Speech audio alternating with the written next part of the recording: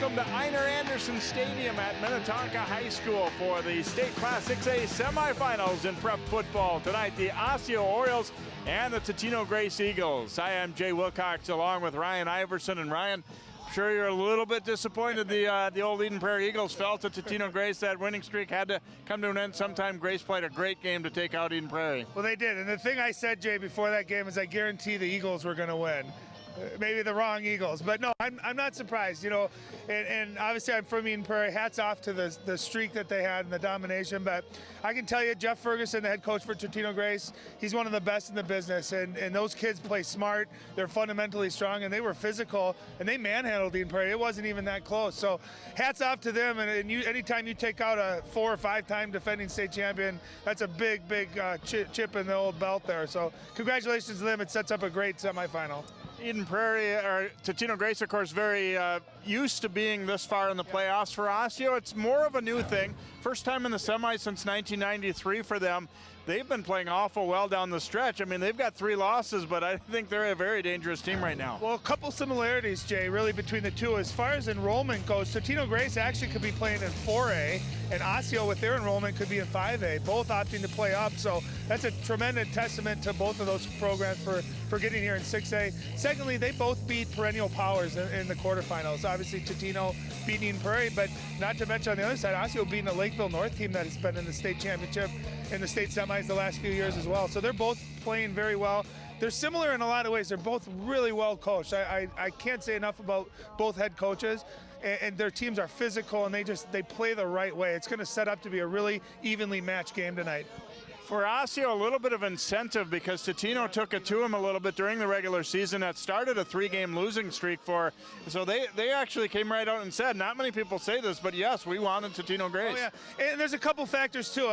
It was a close game. It was a 1-score game going into the 4th quarter. Obviously, Osseo, the running back, was hurt and banged up, so he wasn't playing. So I always say this too, Jay, as we go throughout the fall season, it doesn't matter how you play those first few weeks, it's how you finish the season. And Osseo has been finishing not only games, but they finished this season. No one wants to play them. In fact, when we did the Maple Grove game last week, and Coach Lombardi, he said he was surprised that it was even that close between Lakeville North and Osseo. So tremendous respect. All the teams that have played him, Jeff Ferguson for Totino also just had nothing but respect for Osseo. It's how you finish the season that matters.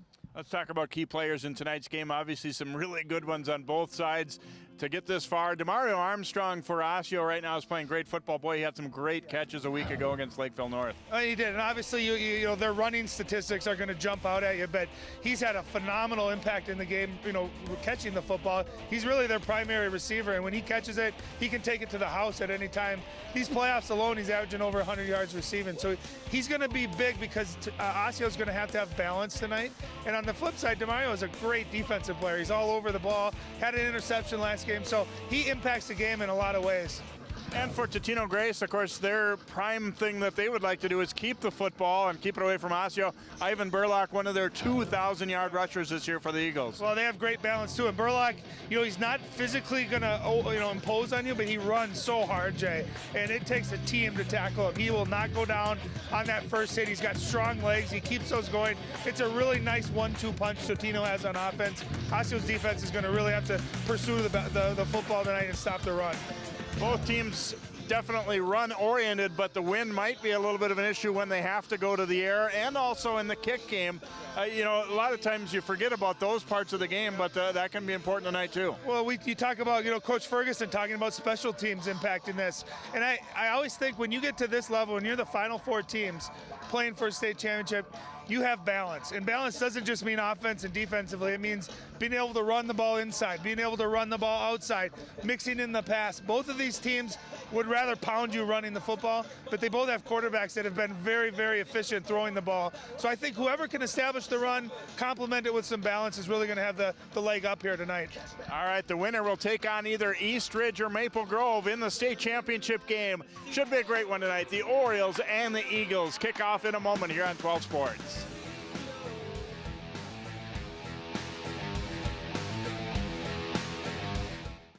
So, I got this new family, and I don't know what it is about this one, but she can't seem to put down that toy all day long.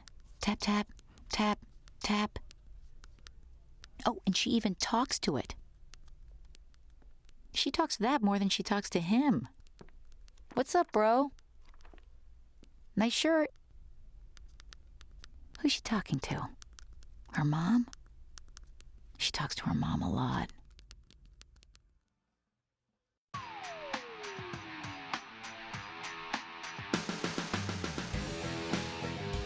And welcome back here to Minnetonka as the team's being introduced, and you see across the way a lot of orange and black. The Orioles are the visitors here tonight, and Totino-Grace, the home team here, so they're in their blue and Osseo is in white. And joining us from the sideline once again for this evening's broadcast, Allie Arlt. Let's go to Allie.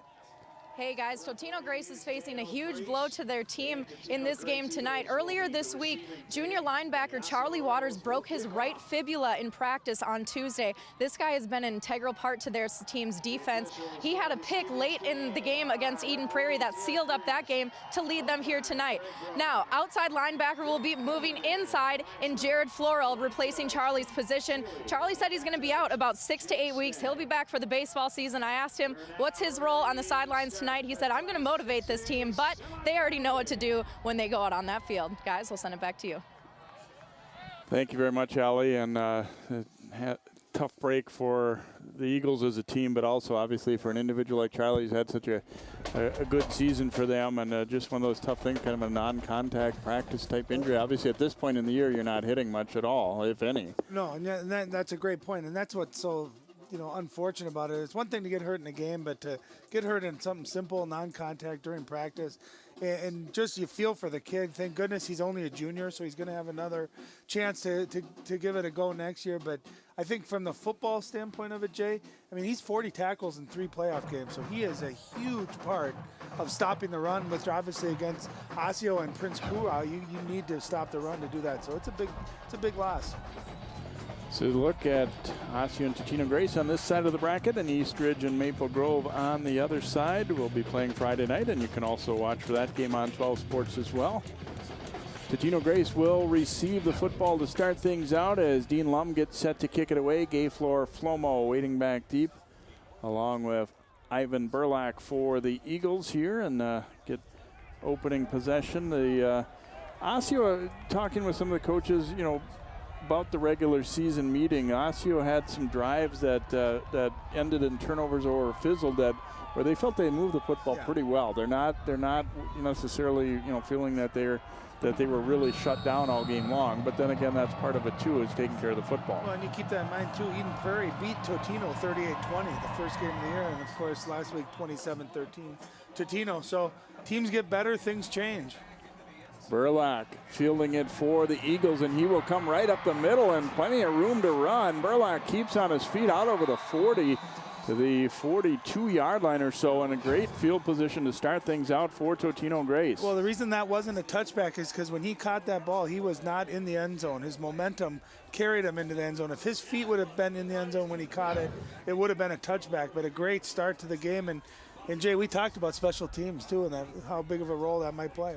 Kyle Halverson, the starting quarterback, the junior for Totino-Grace, and everyone has this impression that they never throw the ball, but they've made some key passing game, plays in passing game, including last week against Eden Prairie. They're not going to come out and air it out. They're still primarily a running team, but the thought that they just aren't able to throw is not true at all.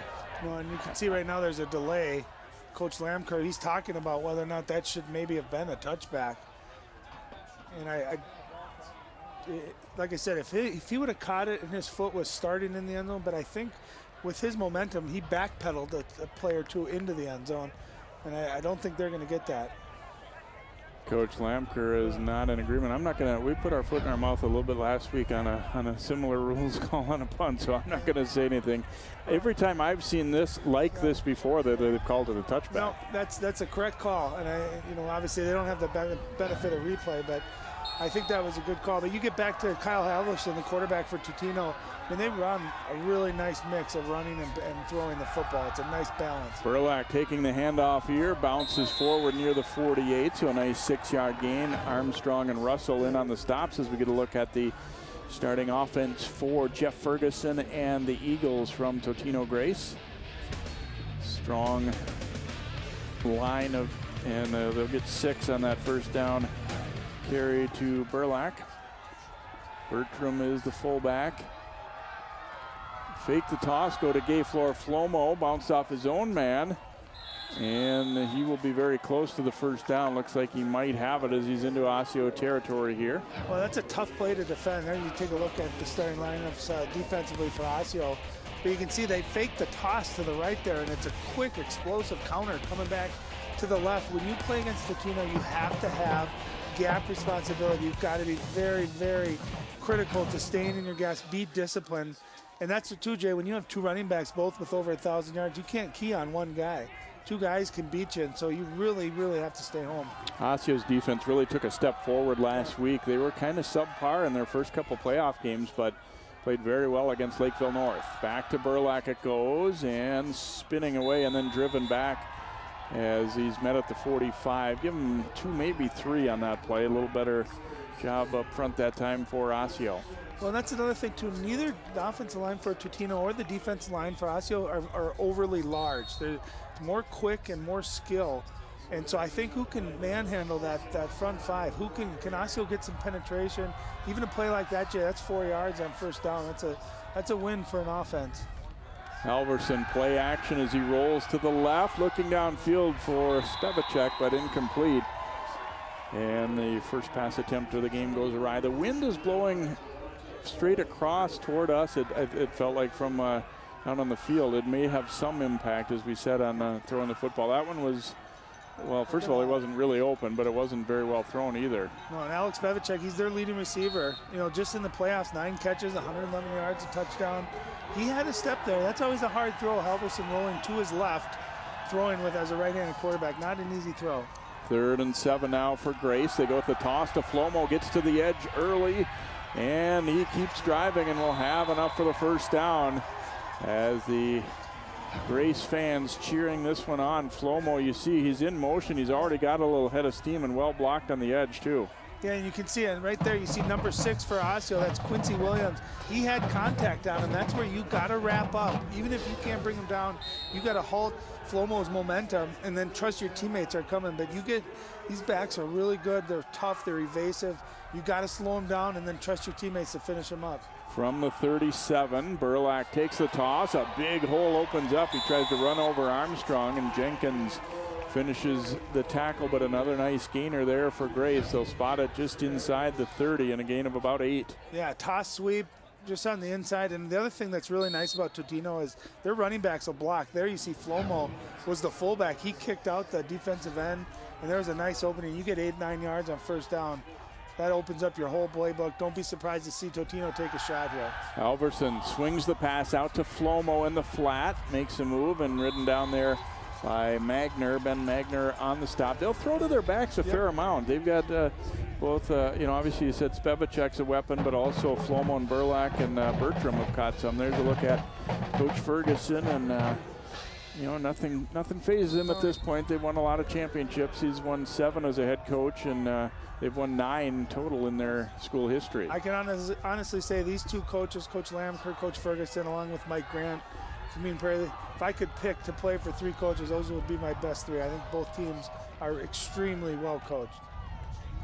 Hand off here to Burlack, trying to pick his way through there, and that one was pretty well defended by Osseo. Very minimal gain, if any.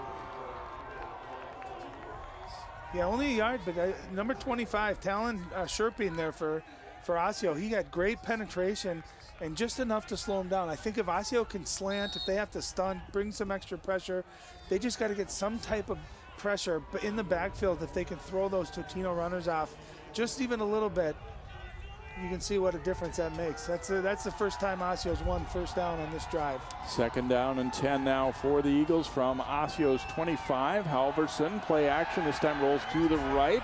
Firing, Spevacek's got it inside the 10. Armstrong dragging him down around the 3-yard line. It's going to be first down and goal to go for the Eagles on a gain of 22.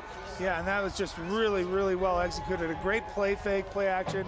Spevacek, a big target, 6'1", 235, and wide open. A nice throw. That time they had Halverson rolling to his right. Much easier for a right-handed quarterback. But you know what sets all that up, Jay? If you don't run the ball successfully, that play action does not work. And Totino really successful running it. Excellent ball fake by Halverson. And it's going to set up a 1st and goal within the 5-yard line. Halverson threw a great pass last week to Spevacek. Here's Flomo, and he will go in for the touchdown. You couldn't ask for a much better first drive for Totino-Grace as Gay Flomo takes it in from 3 yards out, and it is quickly 6-0 Totino-Grace. Well, excellent drive, excellent execution. One of the things I thought, Jay, coming into this is, would Totino, after defeating Eden Prairie, maybe almost feel that they had won their state championship and put everything into that? And I didn't expect that. And of course, with Coach Ferguson, you know, they come out executing extremely flawless on that first drive. A nice mix of throwing and running the football. And the extra point is up and good there for Totino-Grace by. Here's the replay of the touchdown. You can see right guard number 54 for Totino-Grace, Hayden Lacey, pulling to his left. You'll see the big fella and watch him just bury the linebacker, leading the way for Flomo, an easy touchdown run. But one thing to keep in mind, if you're an Osseo fan and you're thinking, oh, we lost 35-14, here we go again. In the playoffs, Jay, the 3-game playoff that Osseo's had, they've outscored their opponent 76-41 in the second half. So Osseo's a team that's physical. They get better. They have great adjustments. They finish games strong. So I know it's not the start Coach Lamker wanted that from his defense, but there's a lot of football game left to play.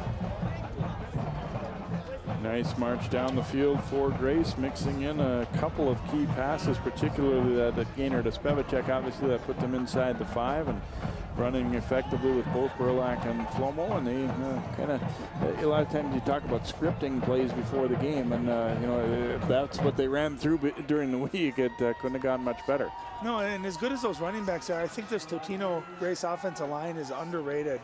Like I said, they don't have huge size. You know, we saw last week, you know, with Burnsville having that big offensive line against Maple Grove. Eastridge tomorrow night we'll see has a huge offensive line. You know, Totino's not huge, but they are very well coached, very strong fundamentally. Osseo's defense is going to have to figure out a way to get some penetration to slow those running backs down. Connor Mullen including the extra point, and will take this kickoff as well here for Totino-Grace. Demario Armstrong middle back deep, but they will kick it on the ground and keep it away from him, and it's fielded and covered at the 30-yard line there by Nick Norman for Osseo. So Malik Gaylord and the Osseo offense will come out after having to stand and watch their team driven on a little bit and know that they need some points, but points have not been hard to come by really for Osseo, especially down the stretch. Doesn't mean that it'll come easily tonight or anything, but they're definitely capable of scoring points. Got a good mix of run pass too. Yeah, and really to highlight who our player to watch was Demario Armstrong. I think he's going to be vital tonight. You can expect, you know, Prince Crua to get 30-35 carries, but the big playability of their receivers, specifically Demario, that's going to be huge. What a move by Crua right there. He had Sean Prisbilla. His shoes about came off on that little fake. Wow. Well, and what's amazing too is there's a look at the offensive starters for Osseo, who again have put up some points, over 42 points per game in this playoffs. But Prince Crua, not a big guy. I mean, he's only 5'7", 178 pounds. So the pounding that he takes really doesn't take him because he's so elusive, as you saw in that first carry. Second and a couple. They go back to Crua. Osseo looking to pound it forward, and looks like they'll be very close and should have this first down, it would appear, and they do. There's the Totino-Grace defensive starters, a very stout defense, giving up just under 15 points per game in these playoffs.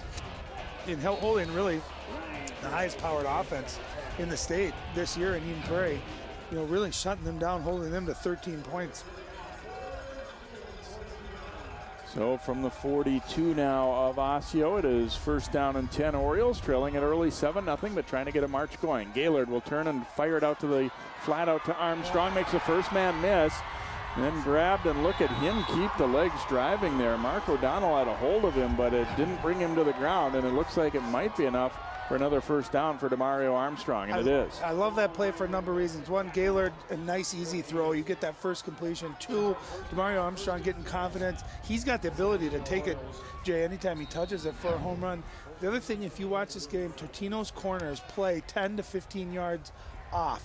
And so I think some of those short hitters to pull those Totino defensive backs up, then you can take the top off later in the game. But so I love the play call. From the 48, they go to Crua right side, and Crua will pick up 4, maybe 5 on the play. Another solid run. That Osseo is one thing that was talked about in the Star Tribune article about these 4 teams left. That's a little different for Osseo this year.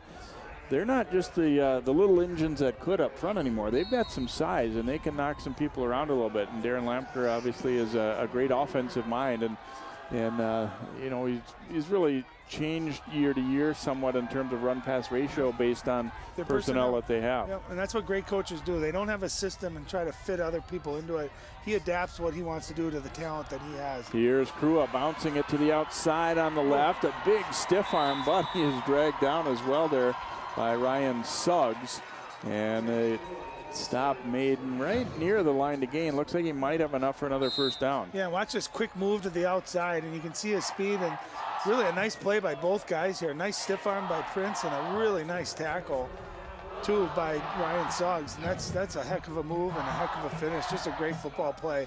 But he shows his speed, doesn't he? I mean, he is very fast, lightning quick, and he's got the ability to score inside or outside between the tackles. So from the 38 now of Totino-Grace, Osseo looking as impressive as Grace did on their first offensive drive so far here, and trying to see if they can battle back to tie things up. Gaylord fakes the handoff, rolling to his right, firing, and it is complete. Coming back to meet that one was Armstrong. Nice tackle immediately made there for Grace too by the defensive back Nielsen. I love the play call. You've been seeing a lot of Prince Krumah getting the ball. That time a nice ball fake, rolling Gaylord out to his right. And again, there's that cushion by Totino, you know, giving Demario Armstrong plenty of cushion. They take advantage of it. A nice 8-yard gain on first down. Handoff back to Crua, and he will have the first down near the 25. Not a huge gain, but he gets about 3, and easily enough for the first down here for the Orioles. And Jay, very similar to Totino, if they're not able to run the ball, Osseo, that play action will not work. So I love Coach Lammer. We're going to establish the run, establish the line of scrimmage, force them to deal with the run, and then mix in play action off of that. That's how you get open receivers and have a big passing game. From the 26 now, right hash, first down, give is to Crew out of the short side of the field, and spins forward for about 3. And will bring up a second down. Coach Lamker told me that he thought Marmar Hughes, the other wide receiver, might be a key tonight, because he said, I have a feeling they're going to shade toward DeMario, maybe double him some, and that might leave some one-on-one matchups on the other side, and they feel pretty good about what Hughes could do with that situation. 2nd and 7 as Gaylord looks to the bench here as they bring this play in. And again, if you look at the top of your screen, look at the cushion they're giving Armstrong. I mean, there you can see the cornerback finally coming up there. Armstrong very good in the red zone on jump balls. Actually, Hughes is as well. Here's the turn, and they throw to Marmar Hughes, getting to the outside. Nice low bridge tackle there by Suggs, and he stopped just short of the 15. Well, you talked about, Jay, they're going the other direction. Nice balance, having balance, right, left, inside out, run, pass. Extremely important. That's the 3rd completion on this drive, mixed in with a lot of Prince Crew on the ground. So an excellent starting drive for Osseo as well, answering Totino's nice, impressive opening drive. 3rd and less than a yard here. Gaylord will turn and give it to Crua, and he will have enough for the first down. That's one thing that's nice to be able to do, you know, when you have a short yardage situation, and that's where their line really comes into play this year. They're knocking some people off the ball a little bit. There was no real hole there, but it was enough to get the first down, and that's all you're really looking for there. Well, what an advantage, too. It's basically 4-down territory. If you can get 8 yards on your first 3 plays, knowing that you can get a yard or 2 anytime you need it, that's a big deal, big weapon. So here we go, 1st and 10 from the Grace 15 for Osseo. Toss out to Crua. Bounces off a hit, but then is hit again, and it'll be a loss. Nice job by Grace. Oh, we have a flag flying, though, at the end of this play. Nolan Nielsen finished him off, and might be a personal foul here, as it definitely came down, you know, as the play ended. And let's see what we're going to get for our call here. Personal foul against Totino. Wow, that's a big one. They had a big stop. Yep. And you can see this early penetration. Nice job by number 45, Ryan Cush. They're able to at least slow him down, and excellent team defense, not allowing Prince to get outside. Oh, they're calling the big guy Hunter Christensen for falling on him, but I don't know. He fell on him, and it was, I don't know. It didn't look like there was a lot of intent there, but Osseo will definitely take it. Well, and what a big penalty, going from, you know, 2nd and maybe 14 in the red zone where Osseo is maybe limited in their play calling ability at that down and distance. Instead, 10-yard penalty, it's going to set up 2nd and 4. So really a big penalty and really uncharacteristic for Totino-Grace. And I don't think it was that much out of the ordinary from any other football play, to be perfectly honest. There's a handoff going to Crua, bounces away, spins, ooh, and then he gets rocked, but good there by Jared Florell. And nice move in the hole, but Florell delivering quite a shot of his own. He's a wrestler, and he tackled like a wrestler right here. Well, watch this spin move. It looked like it was a great spin move. There's Florell, just a beautiful tackle. And just nowhere to go that time. And if there was a hole, trust me, Prince would have found it. So 3rd and a couple now for Osseo from the 7. Gaylord trying to draw him offside here, and then steps out to get the signal from Coach Lamker. Watch these cornerbacks, they start dropping back right as the ball's being snapped. Don't be surprised to see a quick Armstrong pass. Handoff going to Crua, and he looks like he'll have enough as he's down inside the 5 to about the 4. And Osseo continuing to move the football nicely on their opening drive, much as Grace did. You see just a little crack to squirt through. He got kind of bounced into his teammate, Jackson Elert there. Yeah, and it's tough too because Malik Gaylord that time reverse pivoted. So sometimes as a linebacker, you're reading that quarterback, he reverse pivots, you think it's going the other way, and he's so quick at hitting that hole. Big first down. 1st and goal from the 4. Here's Crua, keeps the legs driving, and he's close but short.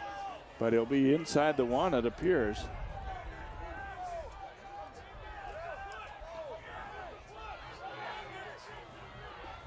Osseo's going to go right back to the line and try and punch this one in. Gaylord does the sneak. And it doesn't look like no signal yet. He did not quite get there, but Gopher fans everywhere. Yeah, I was just thinking that's holding Mitch their Leitner. breath, saying, "Oh goodness." Gaylord's generally been pretty successful running that sneak this year, and not that time. But here's the thing: nothing really hurt. You don't go backward at all. You can line up and do the same thing again. You can line up and head into Crua. You know, you still got options here. I don't see that as any sort of negative for them. And they've had a lot of luck running that quick reverse pivot to Crua on the right side between the right guard and tackle. See if they go for that or if they try to get outside. It's Crua jumping, and he's in for the touchdown. Osseo on the board with 40 seconds to go in the first quarter as Crua just getting a little bit of a leap there to gain that yardage over the top.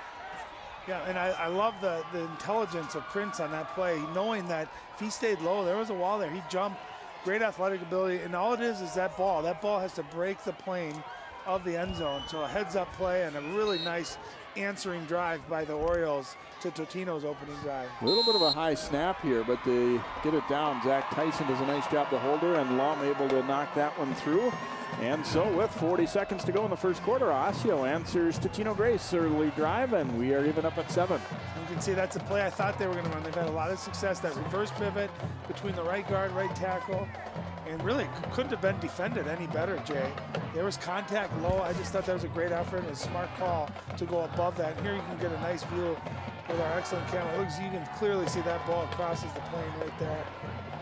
So we got the best camera crew, I think, in all high school sports. They do a great job in there. You can see that ball definitely cross the line of square or the goal line. So evened up at 7 apiece here, and Osseo now hoping to turn up their defense a little bit as you get a look at their crowd across the way. Obviously the stands on the visitor side a little smaller than home, but they've pretty much filled it up over there, and they're excited about, not that you take it for granted if you're Totino-Grace or an Eden Prairie or anything, but definitely means more when you haven't been there as often like Osseo, I think. No question, it's that expectation, and sometimes you don't get as excited as a fan because you expect it, you know. But you know, one thing to think about too, both of these coaches have really just every year, game in and game out, specifically this year, I thought, they make great in-game adjustments. They know X's and O's, and they can adjust. So I'd be interested to see how both defenses adjust after those good first drives. Lum booting it. Burlak drops it on the 6, but he will pick it up and come right up the middle again. This time Osseo defends it a little bit better, and out to about the 26-yard line. It will be Totino-Grace football, and there's a little words between Magner and Burlak there. Yeah, and don't forget, a lot of these kids know each other. Obviously, haven't played each other, but living in the same area. And this is a heated game. There's a lot on the line. A trip to the Prep Bowl, a chance to play at TCF Bank Stadium. It's a big deal. And there's a lot on the line here for both teams.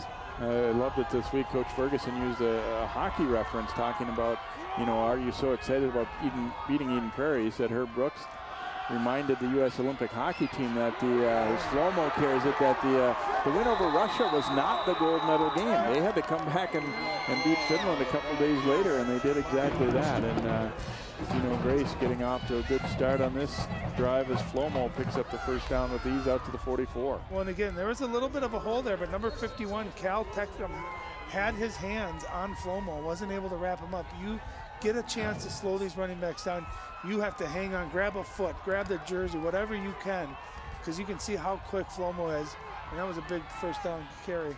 Final seconds of this first quarter, might be the last play. Halverson dropping to throw, now steps up and will run, and George Foley drops him right about the line of scrimmage. Maybe a 1-yard gain for Halverson there, and that should bring us to the end of the first quarter, and it will. So each team gets the ball once, drives down the field and scores. After one, it is Osseo 7, Totino-Grace 7. We'll be right back here to Minnetonka.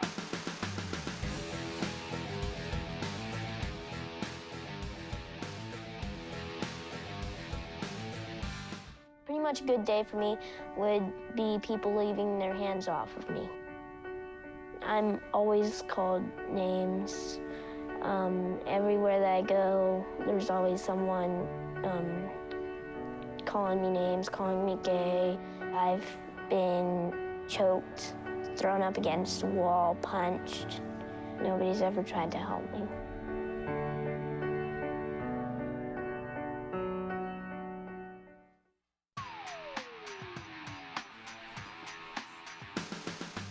Welcome back here to Minnetonka High School. A nice night for football. Considering it's November, it could be a lot worse out there, Ryan. Oh, no, absolutely. But this is another thing, too. Remember, next year, too, back when, we used to play at the Dome, semifinals were all indoors. So but yeah, I've had Novembers. I remember playing in high school, it was 2 below, playing in a state quarterfinal game. So very mild night, a little bit of wind out there, but perfect football weather. There you see the second quarter has been kind to Osseo this year and not so much for Totino-Grace. So Eagles with the football. Second down and a yard after that 1-yard run by Halverson, the quarterback. Gives to Burlak. He's hemmed in, and Jenkins wrapping him up high and drags him down. And Eagles, I think, maybe wanting a penalty there, but not going to get it, as Jenkins will stop him for a loss. Watch number 17 right here, Ben Magner. See him stop that outside run. He set the edge. He forced the running back that time to cut back, and just an excellent job by us. So that's what you got to do when you're playing speed. Both Flomo and Burlak, they have great speed. They set the edge. They run that quick snap, pre-snap motion. You allow them to get outside, Jay, you're asking for a big play. That time, a really nice job by the Osseo defense setting the edge. 3rd and 12 now for Totino-Grace. Halverson dropping to throw and fires, juggled and not caught there as Nick Kaharski reaching back for it and could not bring it in. So Osseo, after being driven on the first time, this time they get a quick stop and presumably a punt here. Yeah, that throw was a little bit off target that time by Halverson, but definitely one that was catchable. And, Kaharski, a little bit windy. You got to catch that. I think he still would have been a yard or two short of the first down, but still would have been a big pickup. Jake Zerbe will punt here for Totino-Grace, and we had movement before the snap. That's number 21 that moved. So they will lose Jake 5 here. Yep. Yeah, there's going to be a little discussion because Osseo started to move first, but I don't think they were into the neutral zone. It will be on Grace. Yeah, you can see pink, number 21. He's in the second level there on Totino, and you can see his foot started going backwards.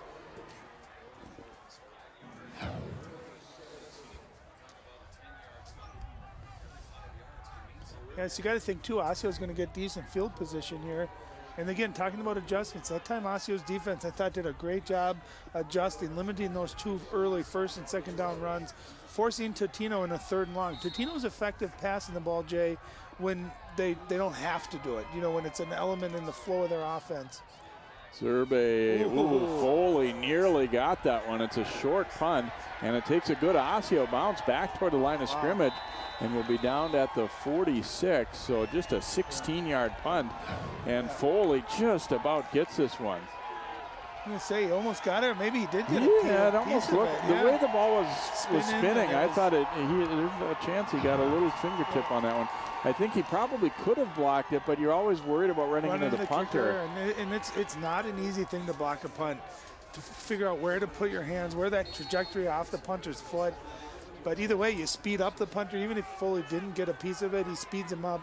A poor punt and really excellent field position for Osseo. And don't be surprised here if you see Osseo look to take a chance down the field with Demario Armstrong. He comes in motion. Counter play goes to Crua, and he will have a nice gainer into Grace territory, stopped by Mark O'Donnell. And as a defense, those plays are so hard because you see the snap, the pre-snap motion, all the action appears to be going to the left, and just an excellent quick hitting counter play.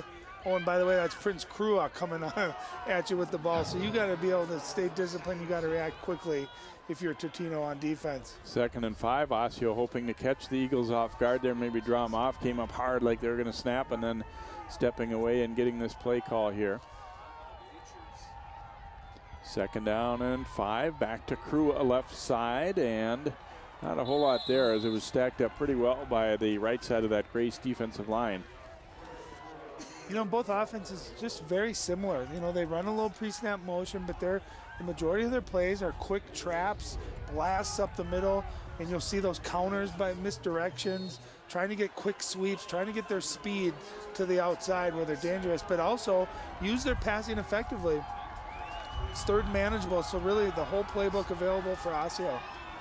3rd and long 4 here, but it looks like we'll have a timeout requested by Osseo. And they're going to talk it over here as their second possession of the game. Both teams move down the field with relative ease on their first time having the ball, but then Totino-Grace's second possession ended in a quick 3 and out, and Osseo faced with a 3rd down here. Although they're already into plus territory, into Grace territory, I would say it wouldn't be a surprise at all, even if they don't make this, to see them go for it. Well, and that's the thing, and I like Coach Lyon. I like that timeout. You want to make sure you have the right play. You don't need to get it all. We've seen Osseo on 4th down get, you know, easily a yard. So maybe you're just thinking this is 2 down territory right here. You know, it's 3rd down and about 4, 3rd down and 5.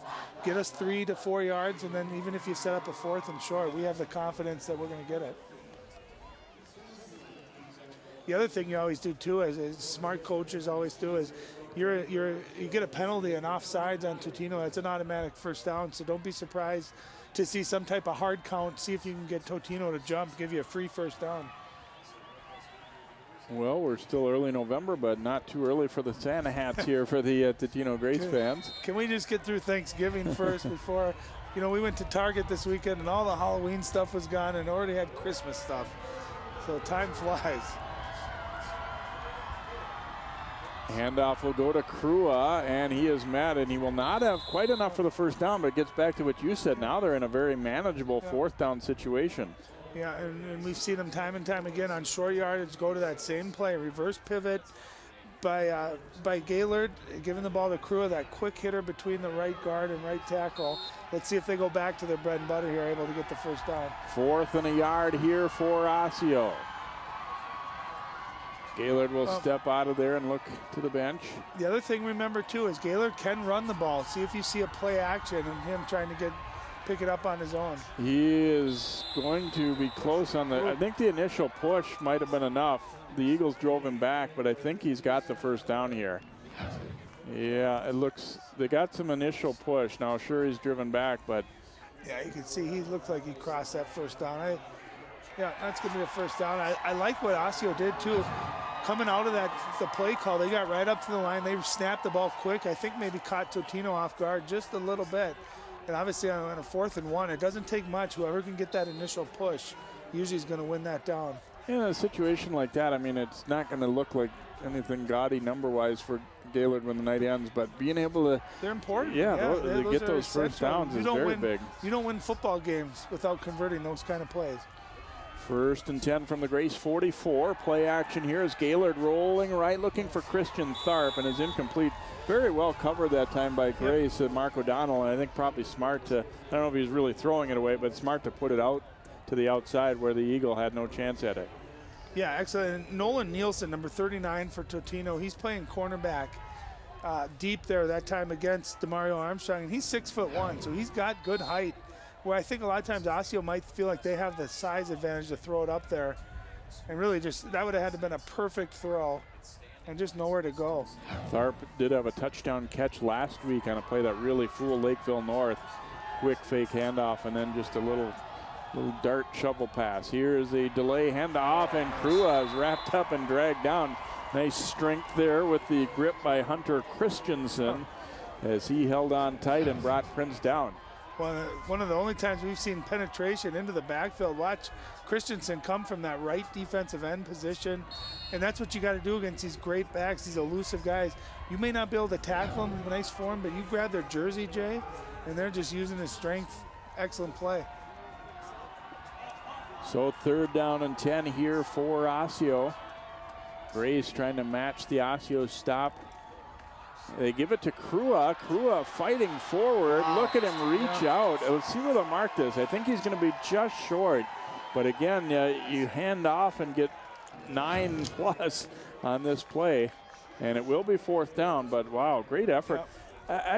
Prince has been a good back for a long time, but it feels like late in the year, like somebody really challenged him to just not go down. Just say, I'm not going down. You know how the urgency you play with on like a 4th down play or a goal line play, and he's using that all over the field now. Krua takes the handoff here, and it looks like he'll have enough for the 1st down. You know what else happens, Jay, when you're a senior and you love the game of football? You start realizing that if we lose, it's done. I may never play again. I will never play with this group of guys. So the urgency to make every play count, every play being your best, it really starts to take. Coaches preach that all the time to freshman, sophomore, junior, senior. I preach it to my 2nd grade son, but it doesn't always hit you necessarily until you're a senior. And he's always had the ability. Now you couple that with this relentlessness, and it's a scary, scary running back. 1st and 10 from the 33. Couple big 4th down conversions for Osseo, and about a 3-yard pickup there. Florell helping to finish him off there. Krua taking a little bit of physical punishment at the end of that one. He gets a good 3-yard gain there for Osseo. The way these teams have been marching, but not necessarily in huge chunks, it kind of feels like the type of game where there's not going to be that many possessions. And you know what kind of shape that Prince has to be in? That's his 17th carry of the game already. So we talked about his number being in that 30 to 35, and the rate this is going, he might be in the 40 to 50 range by the end of the game. 2 weeks ago had 45 carries, last week 37. Here's the quick toss out in the flat. Marmar Hughes juggles it and then went backward, and that one didn't help much, and he is brought down there. Nice stop by Ryan Suggs, who just broke down and made the stop. Hughes juggled it, and it kind of made him, second guess himself a little bit there, and then trying to go backward wasn't really the thing to do there. And those quick hitters like that is designed, the receivers for that 2-second time is going to have one-on-one where you got to make a quick instant decision, get upfield, go north and south, and because he bobbled at that time, unable to do that, and that was a loss on the play. 3rd down and 8 here for Osseo as we approach the halfway point of the 2nd quarter, and a 7-7 ball game. Osseo's converted on 2 4th downs already on this drive. They have a 3rd and long here at 3rd and 8. Watch the big tight end move from tackle to tight end on this play, and there's going to be a timeout called again by Osseo, knowing the importance maybe of this drive, knowing to sustain it, trying to get up the lead. But one of the plays, number 87, Brandon Stromback. Nash Jensen, that is. Nash Jensen, I'm sorry, I couldn't see that number. He was an offensive tackle, moved to tight end. He's got great size, recruiting for Division I. Coach Lamker said they're going to play him at tight end tonight. He's got really good hands to make the most of it. So, Demario Armstrong is going to be open on the outside. Prince Krua, Totino's looking for that. They aren't expecting him maybe to to get up the middle of the seam on the defense as a tight end. Yeah, I think that's been a fairly key maneuver for them. Down the stretch of the season, Jensen's been playing tight end for a while now. It's basically adding another offensive lineman to their attack. And Coach Lamper was telling us last week too about how he's been able to kind of neutralize some good outside linebackers. That second level he can get to. He moves well enough, and obviously they've got, they felt they had enough depth offensive line-wise that it wasn't going to kill him to take him out of the tackle spot. Well, and if you run that quick sweep too, you got a big kid like that out there sealing the edge, allowing Prince Crua to turn up the field going north and south, maybe without any contact. So 3rd and 8, again, Osseo kind of thinking, 4 downs here. Let's get half of it at least at a time. Gaylord looking for the quick throw for Armstrong, and he's got it. Might have pushed off just a touch there, but just in great receiver fashion, he's able to make the play. Well, in one of the rare times, he's lined up on the left side of the line of scrimmage. And that time, Totino brought the coverage up. You can see that's number 35 right there, Mark O'Donnell. And as a cornerback, you're watching your guy, but you got to be able to see the ball, recognize when that ball's in the air. He had no idea, O'Donnell did, and just a really athletic catch by Armstrong. From the 22, Crua takes the handoff as they go quick, just inside the 20. He'll pick up 2, maybe 3 on that carry. Osseo, they like to vary their tempo. A lot of teams say we're up tempo, we're always going to go quick.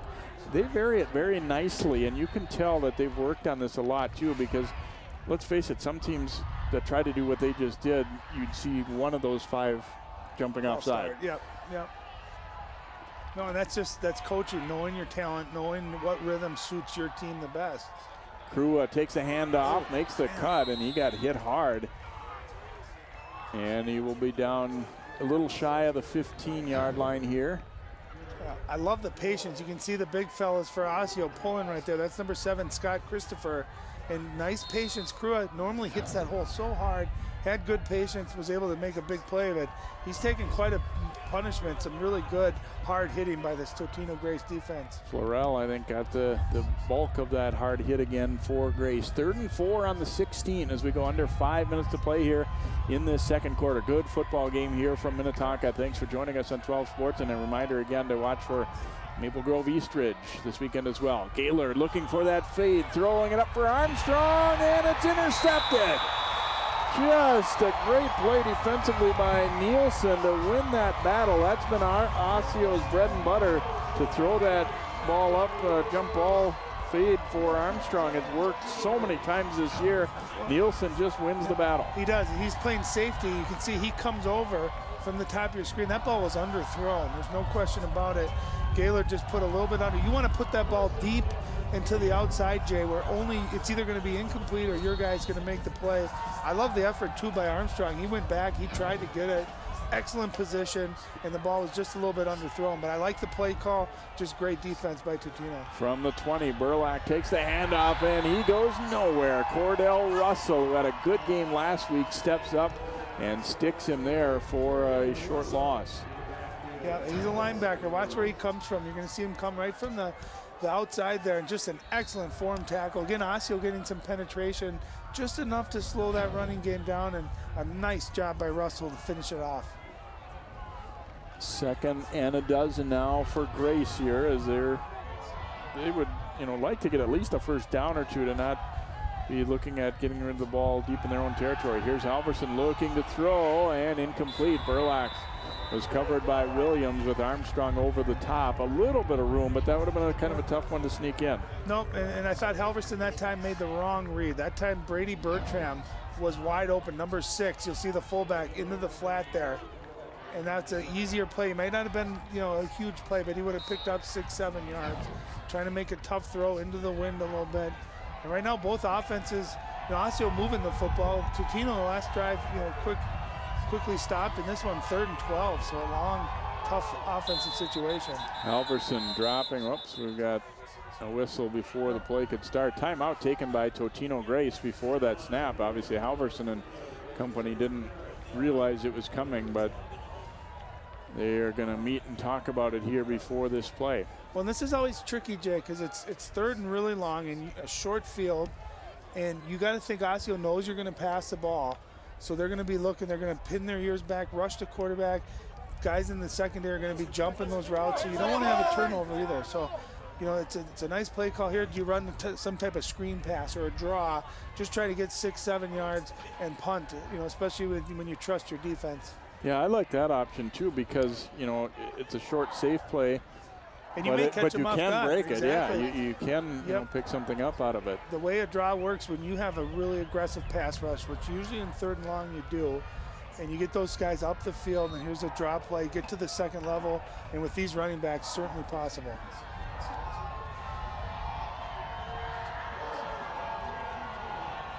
Third and a dozen here for the Eagles. Halverson looking to throw. Now tucks it, and he's going to run, and he's not going to get a whole lot there as he's brought down from behind that time for the Orioles by Sherping.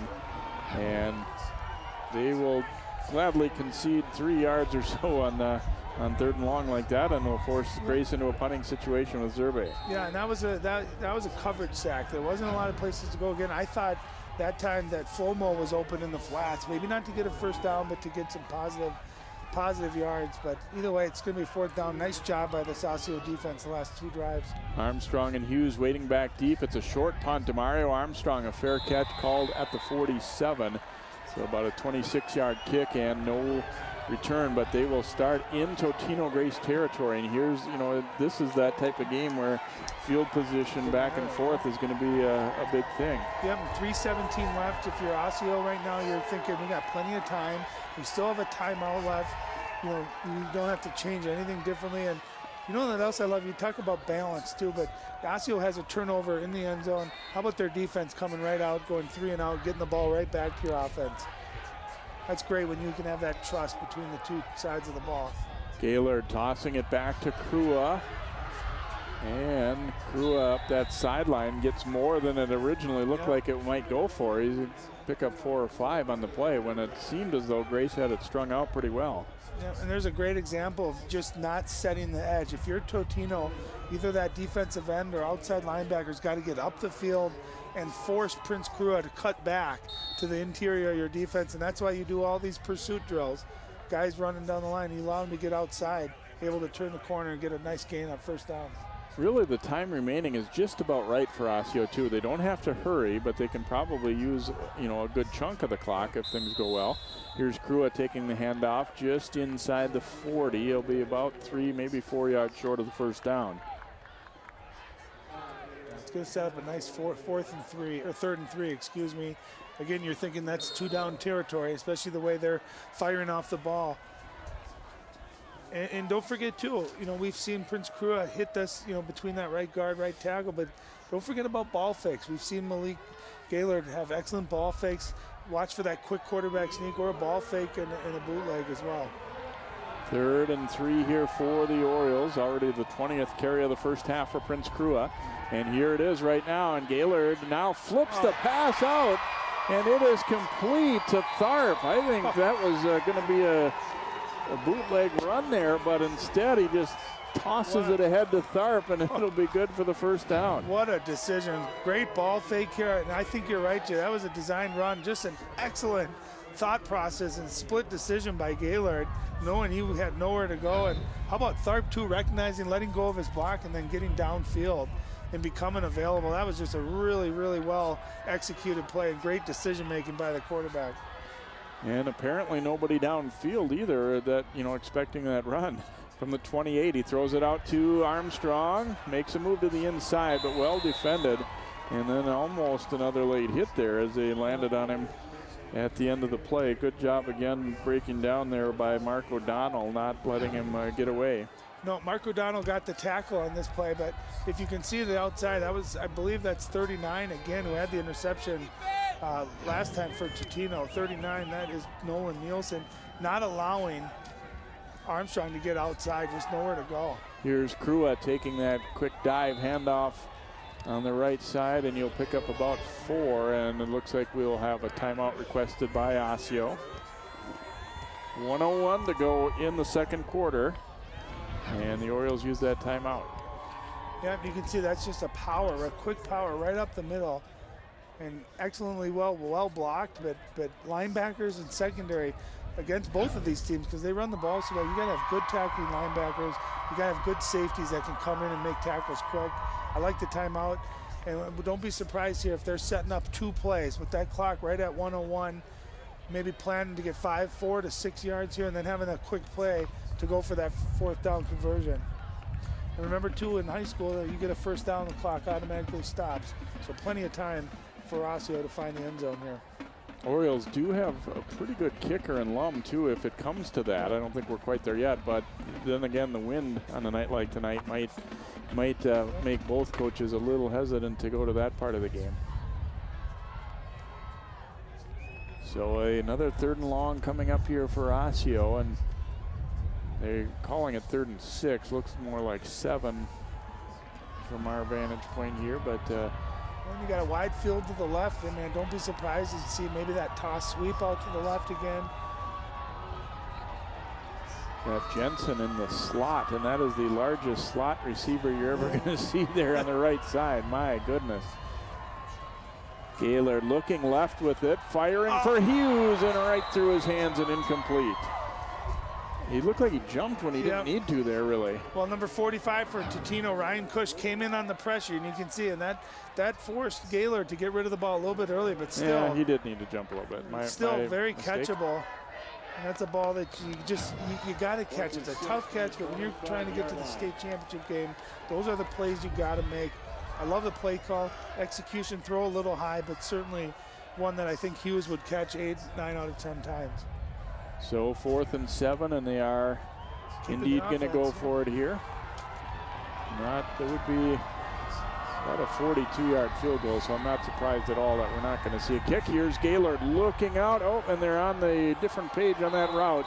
Way over the head of Hughes and incomplete, and Totino-Grace will hold and take over on downs here with 52 seconds left in the first half. Well, how about both defenses here, but especially Totino, 2 drives in a row, giving Osseo good field position. They bend, but they don't break. The interception in the end zone, and that time, a nice job stoppage on downs. And the 53 seconds, you always wondered, maybe you try to run 1 or 2 big plays, see if you get some momentum. And 2 timeouts left for Totino as well. On the 25 for Grace, here's the first down handoff. And out to the 30 goes Flomo, as he is brought down there for Osseo by Joe Sumi. Yeah, and he sumo tackled right there. That was a nice tackle. 2nd and 5 here for Grace. Halverson fakes the toss, goes to Flomo. A little bit of a gap there. Flomo stretching it out close to the 40. It will be enough for a first down, about a 9-yard pickup. Yeah, Totino also has a nice kicking game as well. And you got 31 seconds, 2 timeouts. So 30 seconds to go in this half, and a quick timeout taken here by the Eagles. And you would, where they took the ball over, you would kind of be thinking about running out the clock, but then you get a little bit of success and you give yourself a chance to at least think about moving the ball upfield here. No, absolutely you do. You run 2 plays and you see how it goes, and that time they had 2 positive plays, pick the first down up, you got another timeout, and this is where Osseo's defense is going to be thinking, watch trick plays, reverses, double passes, nothing gets deep. You'll give up 15, 20 yards. You just can't give up that home run right now.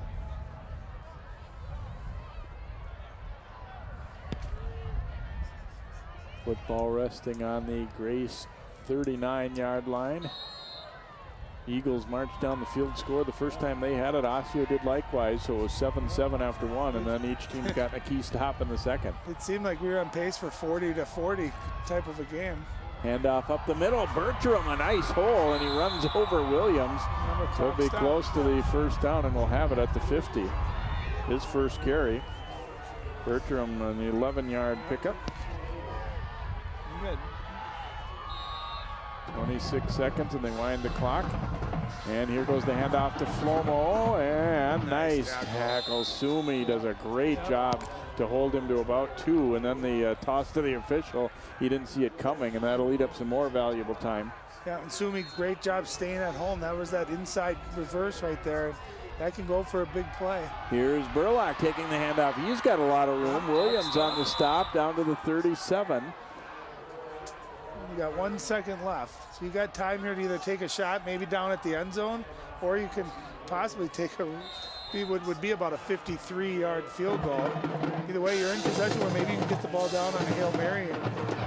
We've seen some crazy things. This is just a really nice run. You can see a little power sweep. You can see, look at the lineman downfield, 6-7 yards down the field. And really, if you're Osseo, you're okay with that because you just don't want to give up the big play. That's probably playing a little bit of prevent there, not allowing a touchdown to go. But Totino's going to have a decision here. Do you send 3 or 4 receivers and just throw it up in the air and give your guys a chance to make a play in the end zone? We've seen crazy things happen in this game. Yeah, at this point, you might as well take a shot. Honestly, when the drive started, I didn't think they'd be looking to do much more than run out the clock. But they've, again, with that early success, you keep pushing it. And they were fortunate, I guess, too, that they were, the clock still had 1 tick left before on that last stop. One thing I always think, too, when I'm on defense going against a Hail Mary, I don't like when they send 3 guys. I'd rather send 5, 6 guys, get pressure on the quarterback. Don't allow him to have time to just sit back there, let his receivers get comfortable and get open. You get pressure, the quarterback worries and usually negates any potential chance for a long touchdown pass. Yeah, if he has to throw it before he wants to, he probably can't even get it to the end zone from here. Halverson will drop to throw, has time, throwing deep down the field and batted away by Port. And that will bring our first half to an end. It would appear no flags down, so an incompletion by Halverson, very much worth the shot downfield, but Port able to break it up there for the Orioles. And this one had a little bit of a scary feel for Osseo, I think, for a little bit, as the receiver was coming not wide open or anything like that, but, in a position where there was a good gamble to take. Well, on that time, too, I think Halverson, you want to get a little bit more arc underneath that. Let your receiver get into the end zone. Let him, you don't want to overthrow him. Give him a chance to make the play. That ball just a little bit overthrown, but you can see Halverson does have a heck of a strong arm, too, able to get that down there on a nice trajectory. Let's go down to Allie on the sideline. All right, thanks, guys. Coach, before the game, you said you viewed beating Osseo as a bigger hurdle than beating Eden Prairie. How much of a hurdle was Osseo through the first half? They're a bigger hurdle. Their offense is holding on to the football, and their defense is playing well against our offense. And this is the way we thought it would be, a 50-50 game. An end zone interception, not converted for points. What do you want to see from your team in the second half? I'd like to see us execute our stuff a little bit better. There's a couple sort of breakdown in assignments we had. I'm disappointed in the one unsportsmanlike conduct penalty because that really hurt. Coach, good luck in the second. Thanks. All right, guys, we'll send it back up to you. Thanks, Allie, and thanks to Coach Ferguson and an honest assessment there. And he did tell me that. I mean, it might be coach speak, but he said 50-50 kind of game coming in, and that's the way it's proved to be so far. Osseo and Totino-Grace even up at 7. We'll have first half highlights, stats, and more here on 12 Sports in just a moment.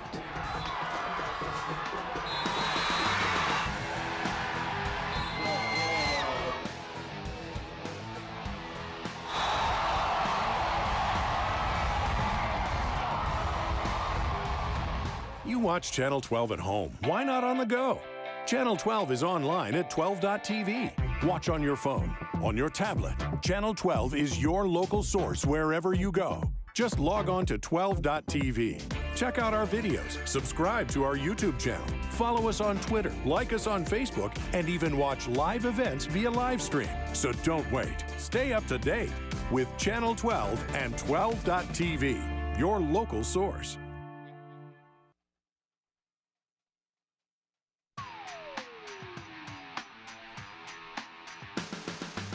And welcome back here to Minnetonka High School. Some of the Totino-Grace student section there as they see their Eagles tied up with Osseo at 7-7 at halftime. Both teams marched right down the field the first time they had the football and scored. Starting with this one, A-Flor Flomo taking the handoff and getting in for a 3-yard run after a nice drive for the Eagles. That came about 4 minutes into the contest, and Osseo answered at end of the first quarter as Prince Crew, a little leap over the top, just got that ball stretched over the goal line to finish off their opening drive. Osseo looked like they might be trying to go in again, but this pass just a little underthrown, looking for Armstrong on the fade, and a nice interception there for Grace's Nolan Nielsen. And we get a look at our first half stats. Is slight edge for Grace in rushing yards, slight edge for Osseo in passing, and just about equal total yards Not many penalties really to speak of, and just the one turnover too. Well, I think Coach Ferguson touched on it. Disappointed in that personal foul penalty. If you remember on that opening drive, it was a first down play. Totino stopped Osseo for about a 4-yard loss. Got the penalty, set up 2nd and 4, and then of course Osseo able to punch it in. But look at that, 121 to 120. I mean, just really good, balanced team. Both these teams are playing well. I don't think either team's playing poorly. I think both defenses stepped up after that opening drive. And what quarterback, Jay, is going to step up and make a big play? I think that might be what happens here in the second half. What decides the outcome of this game? I agree. Here we go to one more break, and we'll come back and hear from Coach Lamker and then get our second half started. Osseo 7, Totino-Grace 7, the Class 6A semifinals here on 12 Sports.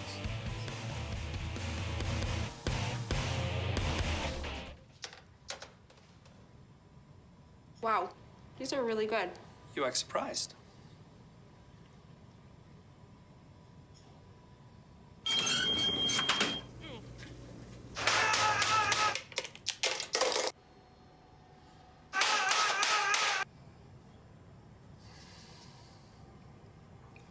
Practice makes perfect. You don't have to be perfect to be a perfect parent. There are thousands of teens in foster care who don't need perfection. They need you. The bat signal here at Minnetonka High School, 7-7 is our score here at halftime, as Osseo and Totino-Grace making their way back out onto the field and taking their warm-ups here at Einar Anderson Stadium. Great facility here at Minnetonka, as are most or all of the teams that have been hosting these quarterfinal rounds. Looks like Allie is ready with Coach Lamker. Hey, Coach, pretty even on both sides of the ball through 2 quarters. What did you like best from your team in that first half? Well, I loved our defensive effort after the first series. They came out to play, okay? They did a great job, and they hustled, and they flew around and made some plays like I know they can do, all right? And offensively, God, come on, get in the end zone. You know, that's our fault. We're driving the ball, moving it, and we got to continue there to give us a chance here at the end of the game. And what an awesome semifinal, fun football game, huh? It has been. It's been close this entire game. It probably will be all the way through 4 quarters. What does this team need to do to get to the 6A state championship? Listen, we need to get a lead, and you'll see our kids even play a little bit harder. They shouldn't, but they will. They'll play a little harder. We get a lead, or keep it close to the very end and see what can happen. Go get that lead, Coach. Thanks, guys. We're excited. All right, back to you guys. Thanks, Allie. And halftime interviews, I think some of the coaches view it as just a little bit of a chore, but Darren, he loves it, and he's great at it. Well, you can see, I mean, he gets me fired up. I want to go get my pads on and play for him. I love that energy. I think he'd be great to play for, and his teams usually resemble, you know, you always hear the cliche, your football team takes that persona of your head coach, and I think Osseo has certainly done that. And you know, he talks about getting that lead, finishing it, what effort, how more you play for. I think that's a big deal. I think if Osseo can take this opening drive, march down, which they've been able to move the ball, Jay, just not able to finish these drives. They can move down, get a touchdown. Then all of a sudden that defense has that. It's almost contagious, almost like a sickness. It gets contagious. Everyone's got it. And all of a sudden everyone's making plays. Yeah, and it's interesting with Coach Lamker too. A lot of people talk about, you know, you need that even keel and everything, and he's not that, and he never pretended to be. He will get in your face, and then he'll pat you on the back 5 seconds later, and he will, he's definitely a motivator, no doubt about it, and a great offensive mind. You know, in football, it's a game of emotions. It's not a game for the emotionally weak or the physically weak. It's a game where you get fired up to play. Now you got to do that and stay within your boundaries. You got to stay mentally sharp. You don't want to be overly aggressive where you're making mistakes, but you want your kids flying around the ball, making mistakes. And if you're going to lose playing, hard, lose playing excited, lose trying to make big plays, don't lose because you were flat. I don't think I've ever seen an Osseo team come out flat. Finishing drives, as Coach Lamker mentioned, might be, it sounds obvious, but it really might turn out to be the difference in this game. They're really feeling like that near miss where they drove the ball down nicely and then got picked in the end zone. To them, that should have been a touchdown. Yeah, and I like the play call too. It just was the ball was underthrown, but then you also think too, they've been able to move that ball. And you talk again in the playoffs, 76-41. That's what Osseo's outscored their opponents. So halftime adjustments are big. And Totino is excellent at it as well. I don't mean to downplay that in any way. But both of these teams, who can adjust, who can make some new plays? What new offenses? What new blocking schemes? Are you going to line up differently, blitz differently? How are you going to play your secondary? And then again, Jay, like we said, going into halftime, which of these two quarterbacks, Kyle Halverson for Totino, and you got Malik Gaylord for Osseo, who's going to make big plays? We saw both quarterbacks make a couple of throws, but nothing big in the passing game. They're going to try to run the ball, and then who can mix in that big play through the air? Osseo will get the football to begin our second half here, and as we said, after the first possessions for each team of the game, I don't think either team's defensive coordinator would have been very happy. But then after that, things got a whole lot better on that side of the ball for both. Yep, and you got to remember too, in high school especially, you play in a new opponent, even though they played early in the year. The speed, the size, how the block. You've been watching tape all week, but it takes you a couple series maybe to get adjusted to it. You think that defensive line versus offensive line, those individual matchups, it takes you a second to get used to it. And both teams really took advantage of that, were efficient in their opening drives, and I really liked how they adjusted as well. That's a good point. I always think about that when you watch. They definitely watch a lot of tape of each other during the week, and you come out on the field and you realize, on my screen that guy was only 4 inches tall, and now all of a sudden he's big and he's faster than he looked on film too. They used to always say guys would watch tape of Michael Jordan, so they get ready to play against him. Well, all of a sudden you realize he's jumping over the top of you, or all these little tricks. So it's not the same. So game speed is always different than practice. It's always different than what you're watching on tape. And now both teams have had a half. Who can make those adjustments right now? Who can execute? And which quarterback makes a big play? I guarantee you that'll be a big part of determining this outcome. Connor Mullen to kick off. We'll see if he'll keep the ball on the ground and try and keep it away from these return men, and he will. And it takes a big high hop here. Fielded on the 21, and pretty good kick coverage by Grace. And they talked about last week, they frustrated J.D. Spielman by not kicking the ball to him for Eden Prairie. And my response was, why would anyone at this point in the year when you've seen what you can do? And this is a very smart play right here. Well, you know what I do like? I like kicking it hard on the ground rather than that short kind of flop kick that a lot of teams do. You kick it hard on the ground, it can bounce weird, you can get fumbles. I really like that. And a smart move there, special teams by Totino. Gaylord handing off to Krua, keeps the legs driving, but he's wrapped up after about a 2-yard pickup. And again, he is taking some hits in there and giving out a few as well. That's his 22nd carry of the game. They're going to give him about 4. So a nice first game. He's so quick, and he's not a big kid, but he's usually moving that pile forward too, Jay. So it looked like there was nothing there. Looked like you said, a gain of 1, maybe 2. Instead, they give him about 3 or 4. So it's a positive first down play. Call it 2nd and 7 here for the Orioles. Gaylord will turn, hand off to Krua again, and he is wrapped up just short of the 35. So pretty well defended by the Eagles. Pinching down there was looks like the defensive end on that stop. And outside linebacker Florell also in on the tackle, but you can see Osseo just doing a nice job, nice hole. But there you can see number 90 for Totino, the defensive end, Jay. Making a nice play. That's what you need. Defensive end's got to collapse down. You secure the outside. You go down the line. You got to make tackles against a great running back. 3rd and 4, and Krua is hit immediately, and down he will go. Florell getting there and making the stop. Just nowhere to go. Great penetration. Watch Florell. He's coming in on a blitz here. You can see him and unblocked. Just a nice job. Look at him hang on to that jersey. That's what I mean. You're not going to tackle great running backs necessarily, but if you can slow him down, grab his foot, hold his belt, his jersey, whatever you got to do, able to secure it down. What an opening statement by this Totino defense. Gaylord is the punter for Osseo as well.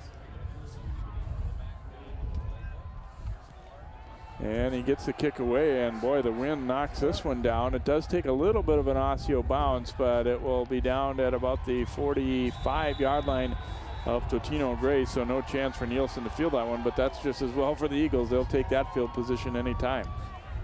Yeah, and we saw this in the first half, where Osseo defense holding Totino short punts, giving Osseo a good field position. And now it seems like the tables are turned. Totino with its best starting position. They've run the ball fairly effectively, but just not racked up huge amounts of yardage. Flomo 50 yards and Burlock 25. They're going to go with the toss out. Burlak on the sweep. Armstrong wrapping him up around the waist, but Burlak keeps those legs driving and will pick up 8 or 9 on that carry. And what you're seeing on both teams, running backs that are generally not going to go down very easily. Yep, a nice toss. And now remember, too, before the half, even though Totino didn't score, Jay, they had a couple of really positive running plays. And sometimes that momentum can carry through halftime. And you can see Burlak, just an easy, simple toss sweep. Not a lot of room there, but just able to turn it upfield in a nice 8-9 yard gain. Second and short here for Grace. Whoops, we had a little flinch there on the right side of their offensive line. And like a right tackle.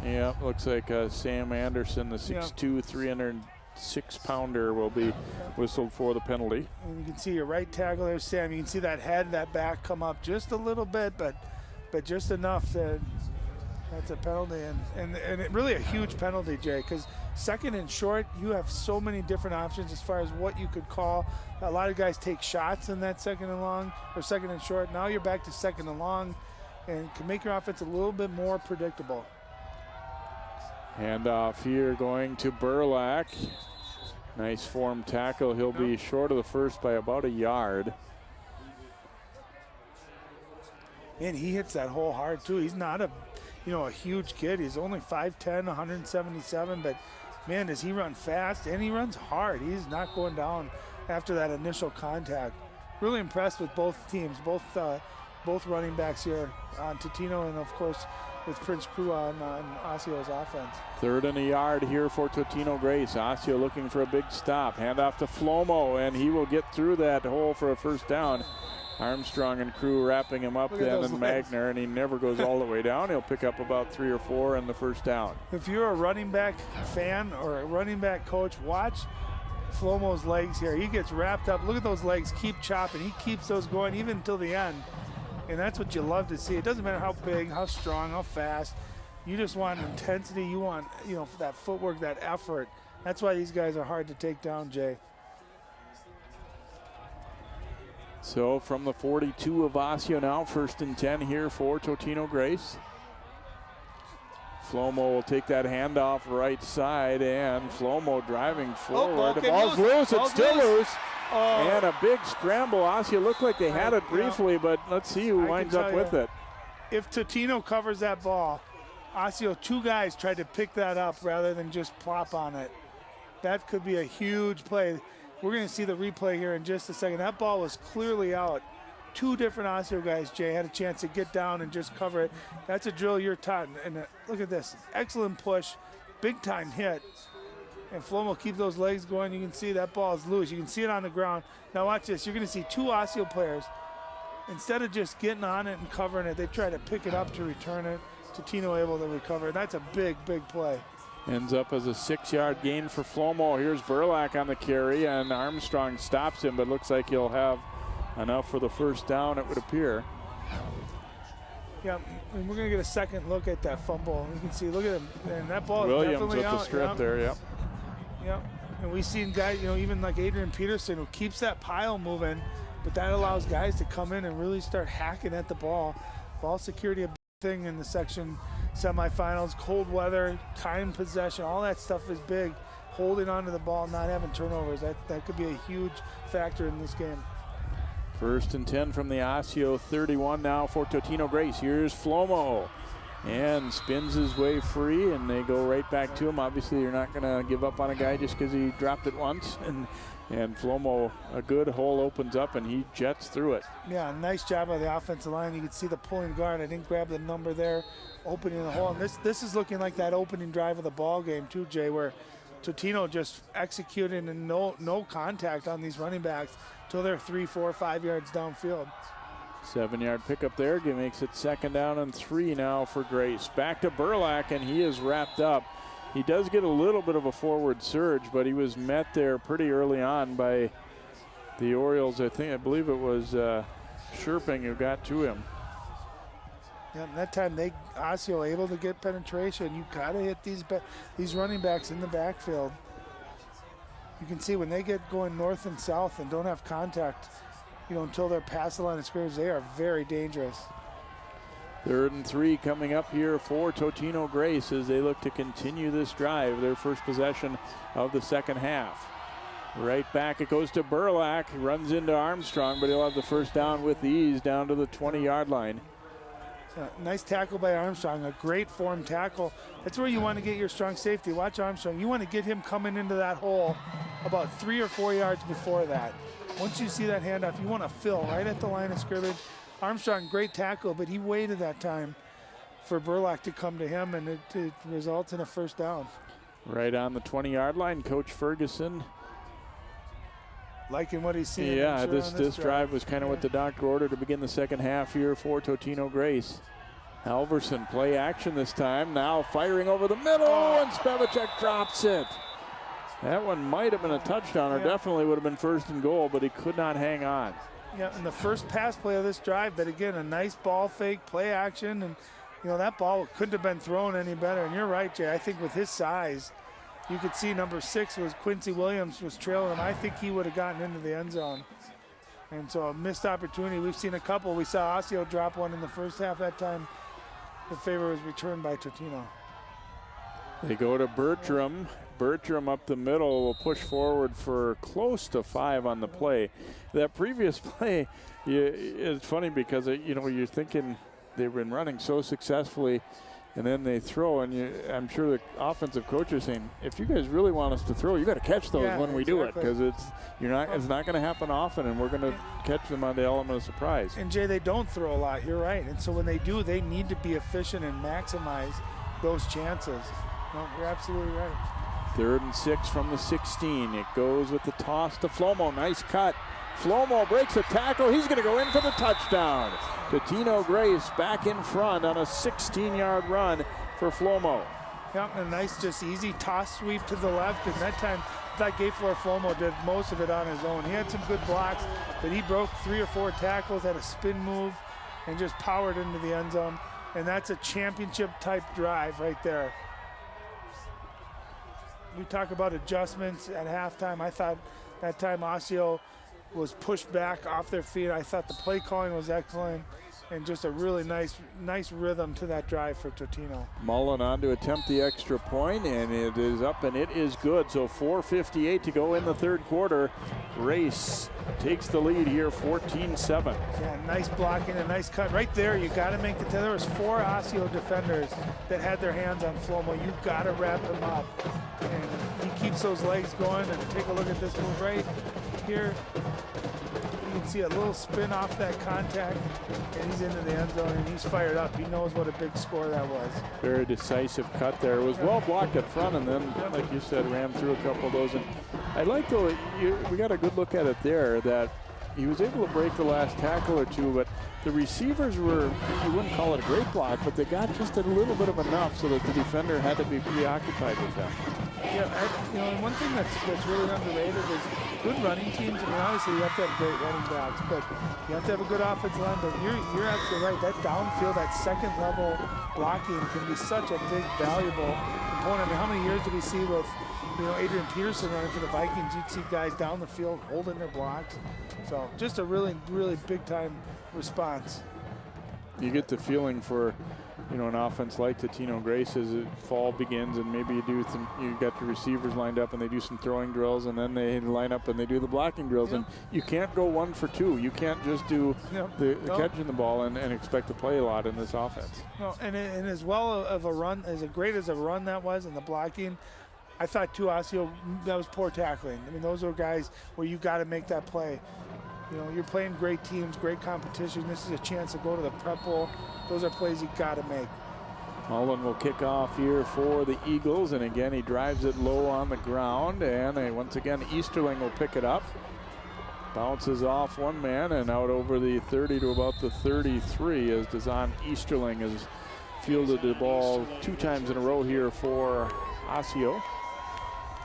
So they've again elected to keep the ball away from the deep men, particularly DeMario Armstrong. So now the challenge for Gaylord and the Osseo offense to try and match that Grace drive. They did in the first quarter, and after they had a First drive that stalled here, they will get the football back with 4:52 to play in the third. Yeah, and this is the big drive. You know, how do you answer? How are you going to respond after that? We saw how they did it in the first game, and again, I like the play call there, just thrown out on the run, well covered, well defensed by the Eagles.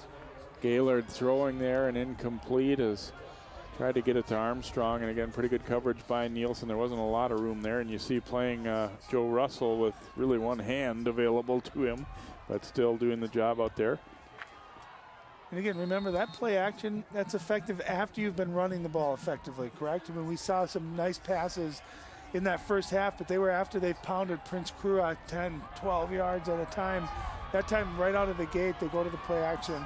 That's a treat. That's a really nice play. Maybe you want to save it later on in the drive after you've run the ball. Handoff goes to Crua. Push coming down from the edge and then gets help in the middle, so very minimal gain there for Crua and the Osseo offense. Yeah, and I think the difference is first half, Osseo's linemen, you saw them going down the field. Now you're seeing Totino win that push, that initial battle, and there's just nowhere, as good as Crua is, there's just no hole, there's no opening. He got to get him to that second level where he can really use his craftiness and his speed. 3rd and 8 coming up here for the Orioles, as things have definitely not come easily on the offensive end after that first drive for them. No, and this Osseo team is not suited best for 3rd and long. Here's Gaylord, deep drop, rush coming, wants a middle screen, it's tipped and intercepted. Oh, what a great play.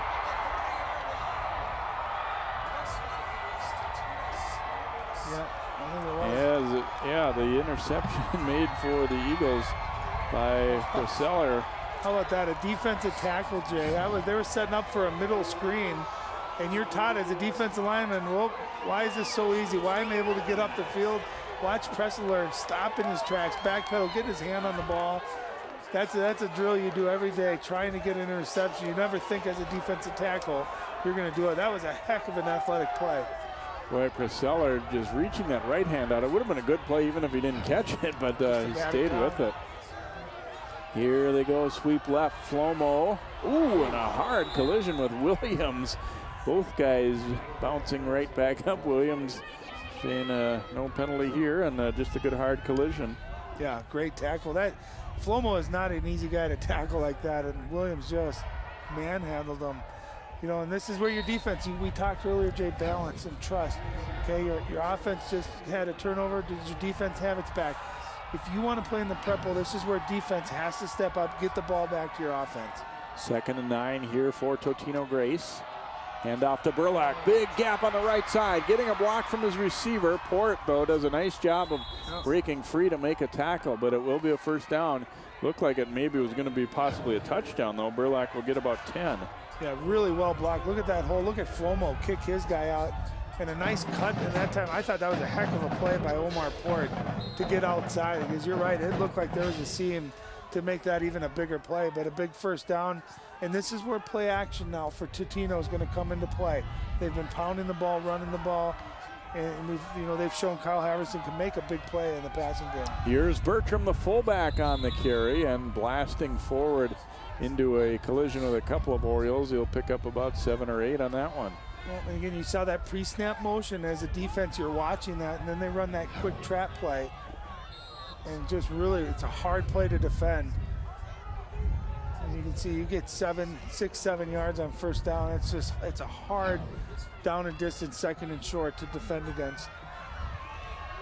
2nd and 3 here for Grace, trying to go up by 2 scores here, leading at 14-7. Fake the toss, go back to Burlack, and he is chopped down on a nice stop by Kramer there for Osseo, and not much of a gain. And Jay, they faked the toss. Did you see all the room that if they would have actually thrown that toss, it looked like Flomo, if he would have been able to get that toss, had no defenders out in front of him.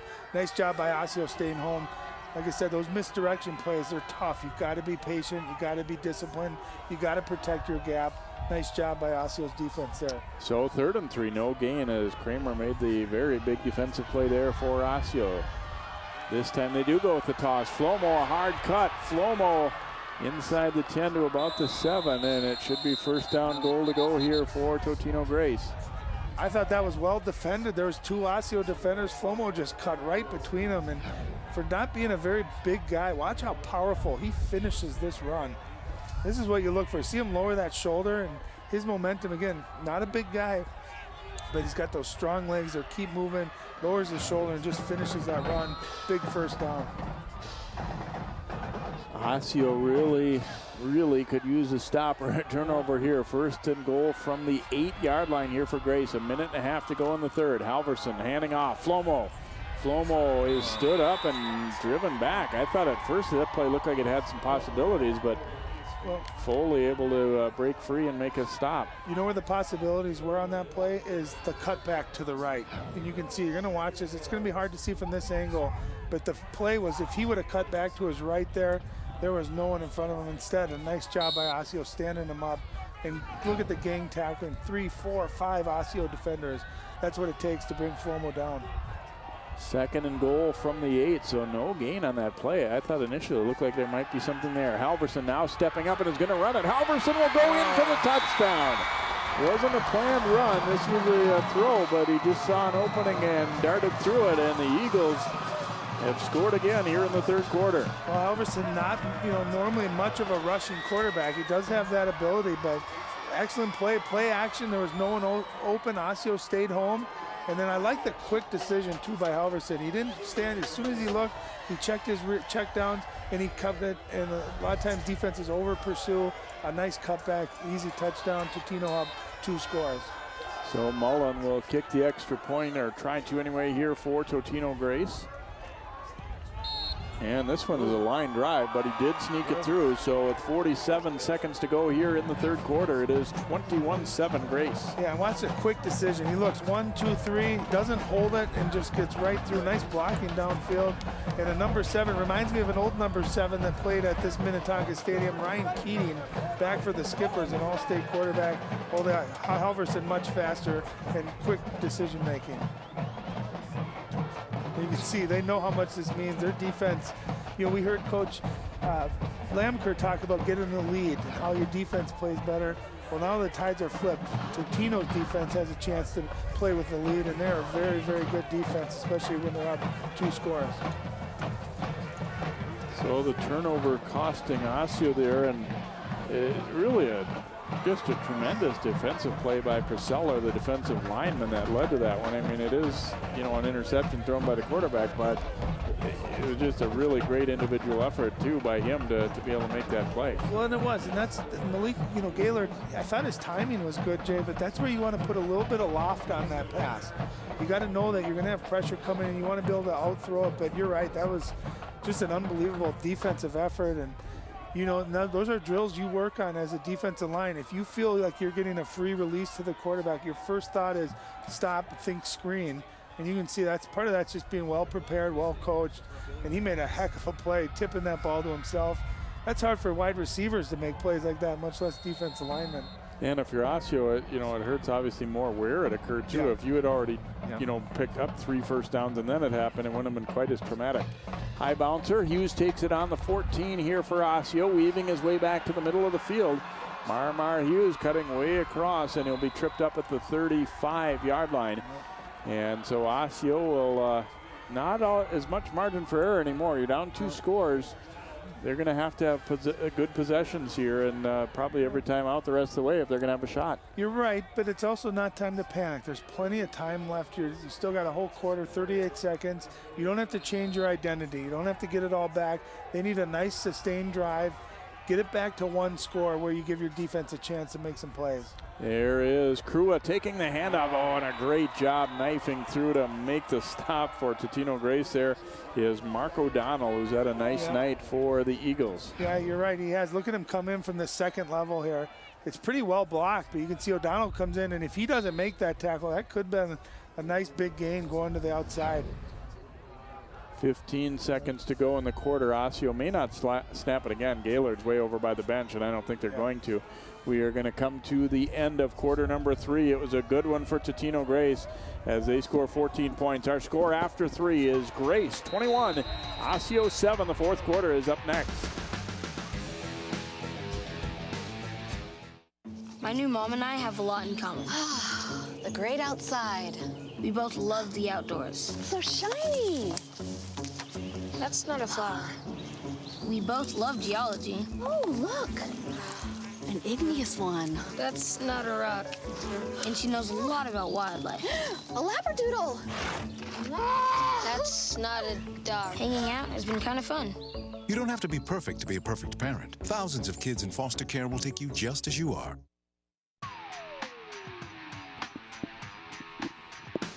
Christmas coming early for Totino-Grace, at least so far here after 3 quarters, is a big quarter for the Eagles, and they lead it now 21-7. But as Ryan just said, you know, for Osseo, you still got to stick with the plan for now and see if they can't get something going. Obviously, their real bread and butter has been Prince Crua, even though we got stopped for no gain on that last one. Well, there you look, 48 points scored in the 4th quarter, so they finish games strong, Osseo does, and a lot of times, too, they pound the ball. Sometimes you see defenses start to wear down in that 4th quarter. And like I said, I don't think you get away from that just yet. But you got to be efficient on your play calls. You got to mix in some passes, and you got to take advantage of them. Gaylord throwing it deep down the middle for Armstrong, and just not able to connect. And it will be 3rd and 10 here for the Orioles. They had the route they wanted. There was room to the middle of the field, but just didn't quite get it there. And Gaylord had the right idea, throwing it to the inside of the field away from the defense, but that's where you got to get some mark on the ball. You got to let your receiver run underneath that. That could have been a huge play. That could have gone all the way.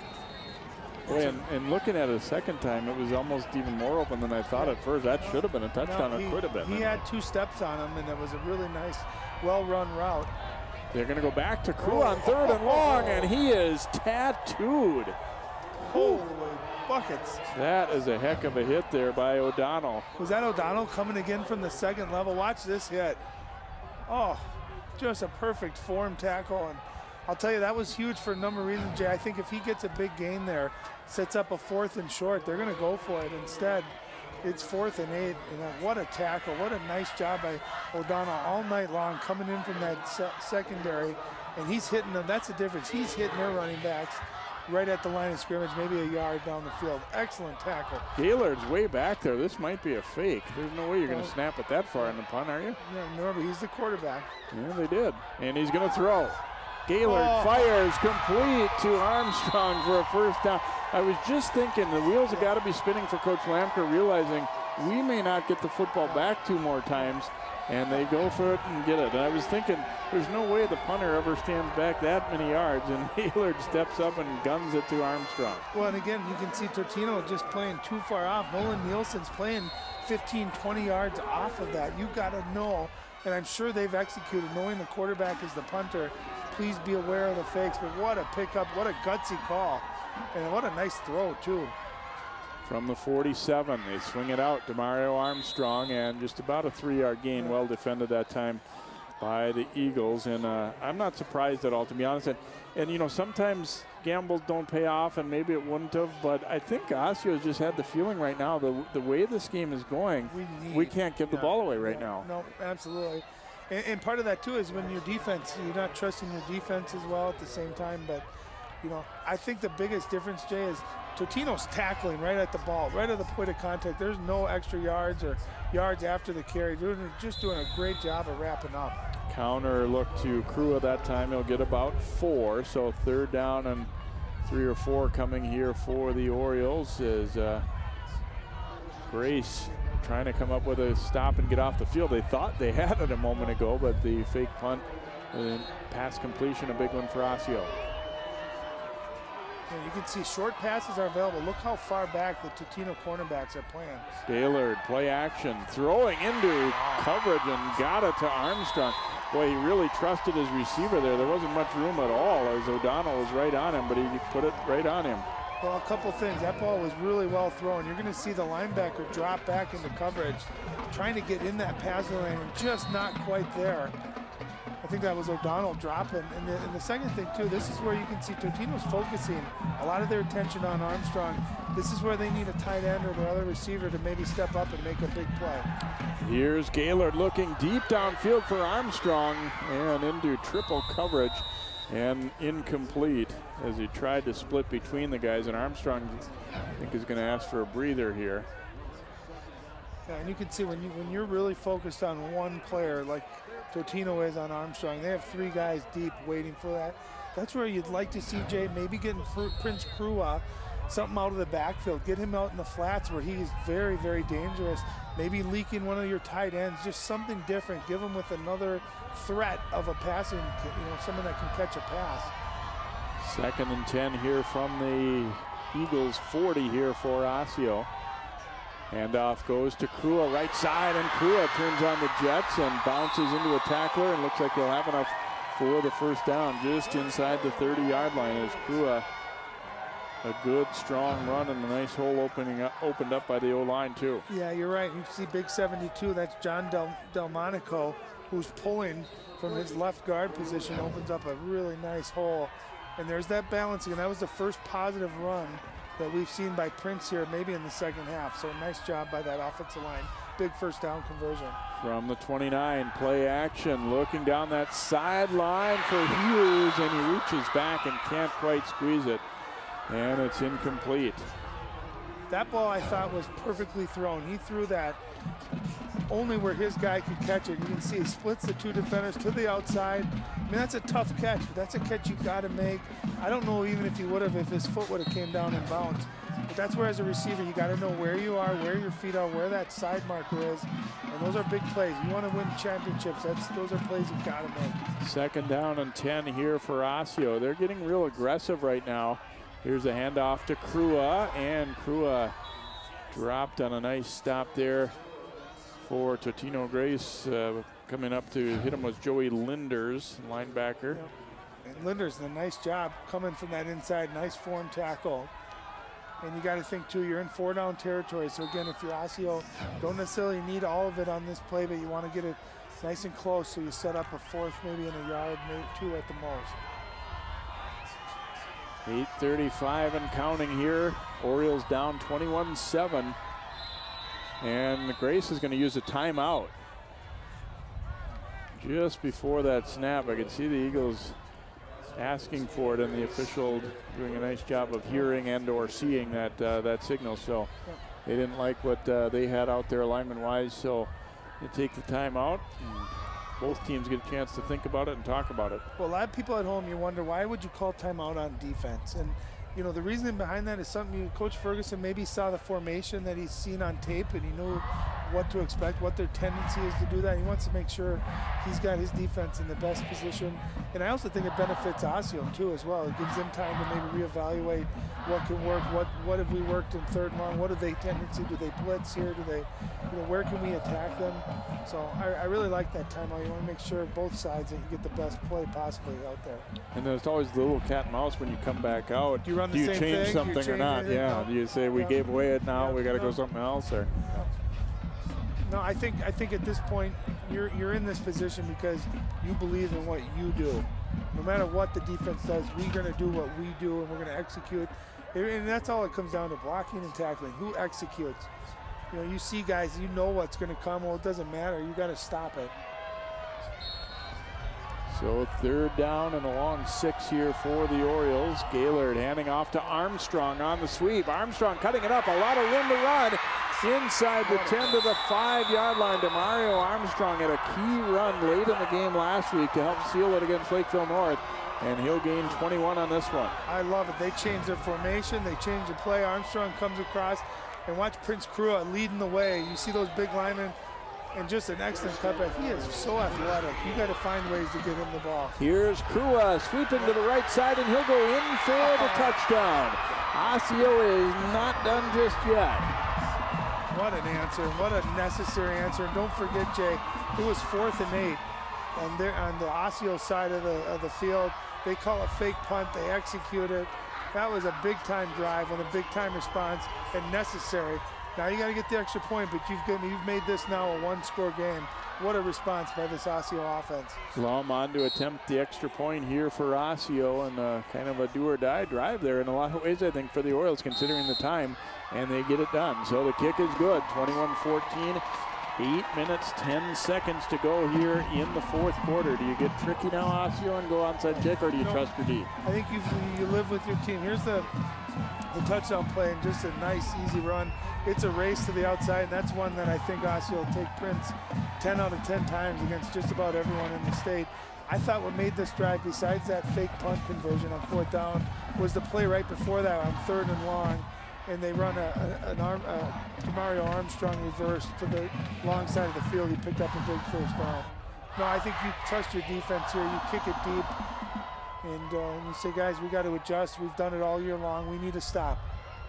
You know, winning football, Jay, you know, you very rarely see a team that's dominant on one side of the ball. You'll see a good balance where offense, you know, throws an interception, well, the defense comes right out and gets a stop. Or vice versa. Defense gives up a long drive, offense answers with the drive. So I think you have to have that trust, that balance, offensively and defensively, to win a state championship. And we're going to find out what Osseo has right now. Plum getting set to tee it up here for the Orioles, and we'll see with Totino-Grace too if they, you know, they're thinking they had the momentum, and now it's Osseo's turn to kind of come after them. Here is Plum to put his foot to it, and he will indeed kick it deep. Flomo chasing it, but he's going to watch it bounce into the end zone for a touchback. So it'll be a Grace starting at the 20-yard line here, and Osseo couldn't have asked for much better there. Well, for two reasons. One, you're pinning Totino at a bad starting spot on their own 20, but you're also, you know, no time went off the clock. So it's the best of both worlds. And that's huge right there, that graphic. No interceptions this postseason for Kyle Halverson. That's a guy you trust to make plays. If they do have to throw, you trust that he's not going to give Osseo a ball to be able to return or turn it over. He's going to at least make the right decision. Here's the first down play. They go to toss to Burlack, and he is wrapped up and dropped. Very short pickup there. As once again getting to him for Osseo is Sherping, who's had some nice tackles tonight. Only about a 1-yard gain. Yeah, and watch Sherping here on the outside. He's got a blocker in front of him too. He's being blocked. Look at him shed the block and still make that tackle. That is a heck of an athletic and strong play by Sherping. That was another one, like we saw a moment ago for Osseo, that initially I thought it was going to go somewhere. Yeah, a lot of real estate, yeah. Halverson handing it off on that counter, and Burlack will be out just shy of the 25. Give him 4 or so, but it'll be a key third down situation coming up. Boy, if Osseo could get a 3 and out here, they'd really be in business. Yeah, you're talking, and this game is such about momentum. Who has it? And it can change in a hurry. Osseo snatched it right back on that last drive. And now you get a third down, a 3 and out. I mean, this could be huge. Now your offense comes back out feeling really confident. This is a big play for both teams. Be interesting to see if they go to the air or not here on 3rd down and 5. Halverson handing it off to Flomo, and Flomo is going to be stopped short of the first down. The ball comes loose late, but he's already down, and he's not going to have enough for the first down. He needed 5 and got about 3. Oh, this is going to set up a really big decision. Totino obviously on their side of the football field, having about 2 yards. And what do? Do you go for it? Do you punt it? And it looks like they're keeping their offense out on the field. Osseo needs to be careful that they don't get sucked in by a hard count here. Yep. You run a hard count. You see if you can get them to jump. That's a free first down. I have a hard time believing they're really going to go for it here. Well, you never know. Halverson trying to draw him offside, and you get a timeout taken by Grace, and I think they will go ahead and punt. You just can't afford to give them the ball here inside the 30. You can't, but here's something that's you maybe overlook is Totino only has 1 timeout now left. And the way that the momentum's going, you got to figure if Osseo's able to score, timeouts, time of possession, the clock, all that could come into play. And you don't want to necessarily give them, you know, a free timeout. But I like the idea. You try to get them to jump offside, see if you can sneak an easy first down. But that's both teams very well coached. That's what you're telling your defense. Do not jump. Zerbe on the punt here for Totino-Grace, and at least initially Osseo not sending anybody back. They maybe aren't trusting that this is going to be a punt. Well, you saw the fake punt by Osseo's side. Of course, you got to think Coach Lamker told his defense, be ready for a fake punt. So nobody back deep waiting for Osseo. And you're punting into the wind as well, so you got to assume they're going to get good field position. Ooh, a high snap, but he gets it away, a low knuckler, and it takes a great bounce for Grace. And it will be down to the 42-yard line.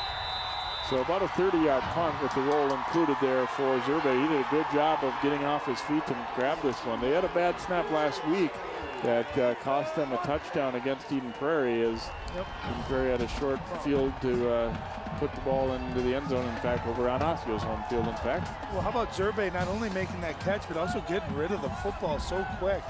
That looked like it could have been blocked, too. I thought that was a heck of a play just to get it off of his foot without getting blocked, then got a nice roll. But still good field positions for the Osseo Orioles team. And this is what you dream about, Jay. You're down 7, you got 6 minutes, fourth quarter, driving to try to get to the state championship. This is what football is all about. And off to Krua, and he has knocked down O'Donnell, coming up to make another strong tackle after a gain of about 4 there for Prince Krua. So Gaylord working out of the gun, but handing it off to Prince Krua here. Yeah, and he had some room there. And again, I think that was that Nielsen that came up from the secondary? O'Donnell. Was it O'Donnell? Yeah. I mean, just a nice job by this Totino secondary. Can't say it enough. Osseo's line of scrimmage, it looks like they're winning that battle, but maybe not taking into account the athleticism and talent of that secondary of Totino. Doing a nice job coming up, making tackles. 2nd and 7, play action for Gaylord, throwing, and right through to Mario Armstrong's hands. I think he was looking where he was going to turn and go upfield, and it will bring up 3rd down here for the Orioles. Yeah, and a great play action fake, and that ball was right on the money. And DeMario Armstrong, normally very sure-handed. And again, you see that cushion Totino's given. Those short to intermediate passes are there. You just got to hang on to the football. That's one of those two, I think, when you expect contact to come, that you just, for just a second, you lift your head up and you got to just take care of it. You got to catch first. Always catch first. 3rd and 7 here for the Orioles. Certainly could very well be in 4-down territory, and I would say almost certainly are, knowing Coach Lamker too. So fakes it to Krua. Rush coming, throwing, and there's the big guy, Nash Jensen. Ryan, you asked for this one, and you got it. Huge gainer inside the 20. I've been asking for it, and the reason I've asked for it, Jay, is they focus so much on Armstrong and Krua. I knew at some point they're going to overlook Nash Jensen, the big fellow, moved to tight end. Coach Lamker said he's got great hand. Look at that, those big mitts on that pod. He's showing some speed there too. What a big play. What a great call, what a big play by Osseo. A mere 6'4", 315 on that catch. Here's Krua, and Florell comes up to pound him with a little help from O'Donnell as well, and nothing doing there for Osseo. But boy, not only is it a big play, but let's be honest, it's kind of fun to see a guy that big running down the field. It gets their fans pretty pumped up. Not only that, but it might be a bad thing, Jay, because now all the other linemen are going to be asking to start playing tight end. They're going to want to start catching the football. 2nd and 10, Osseo trying to march down and maybe tie it up, or could it be shades of 2 years ago? Score and go for 2. We saw Totino last year in the state championship try to go for 2 to beat Eden Prairie, and you certainly respect that call to win the game. Hand off to Krua. Krua keeps driving the legs. Wow. Look at the effort. Look at that effort. Down near the 10-yard line. It looked like he was going to be stopped once or twice before that, and he was never really wrapped up, though. He just kept driving. Well, you talk about having a great running backs not only finish drives, they finish games. You talk about running backs getting stronger as the game goes on, and what a run. He took 3 or 4 good licks, bounced off of them, kept those legs moving, and a nice big gain, setting up 3rd and 4. On the right hash here, Gaylord up to the line. He's going to hand it off. Krua, not much room there, and he's not going to have enough for the 1st down.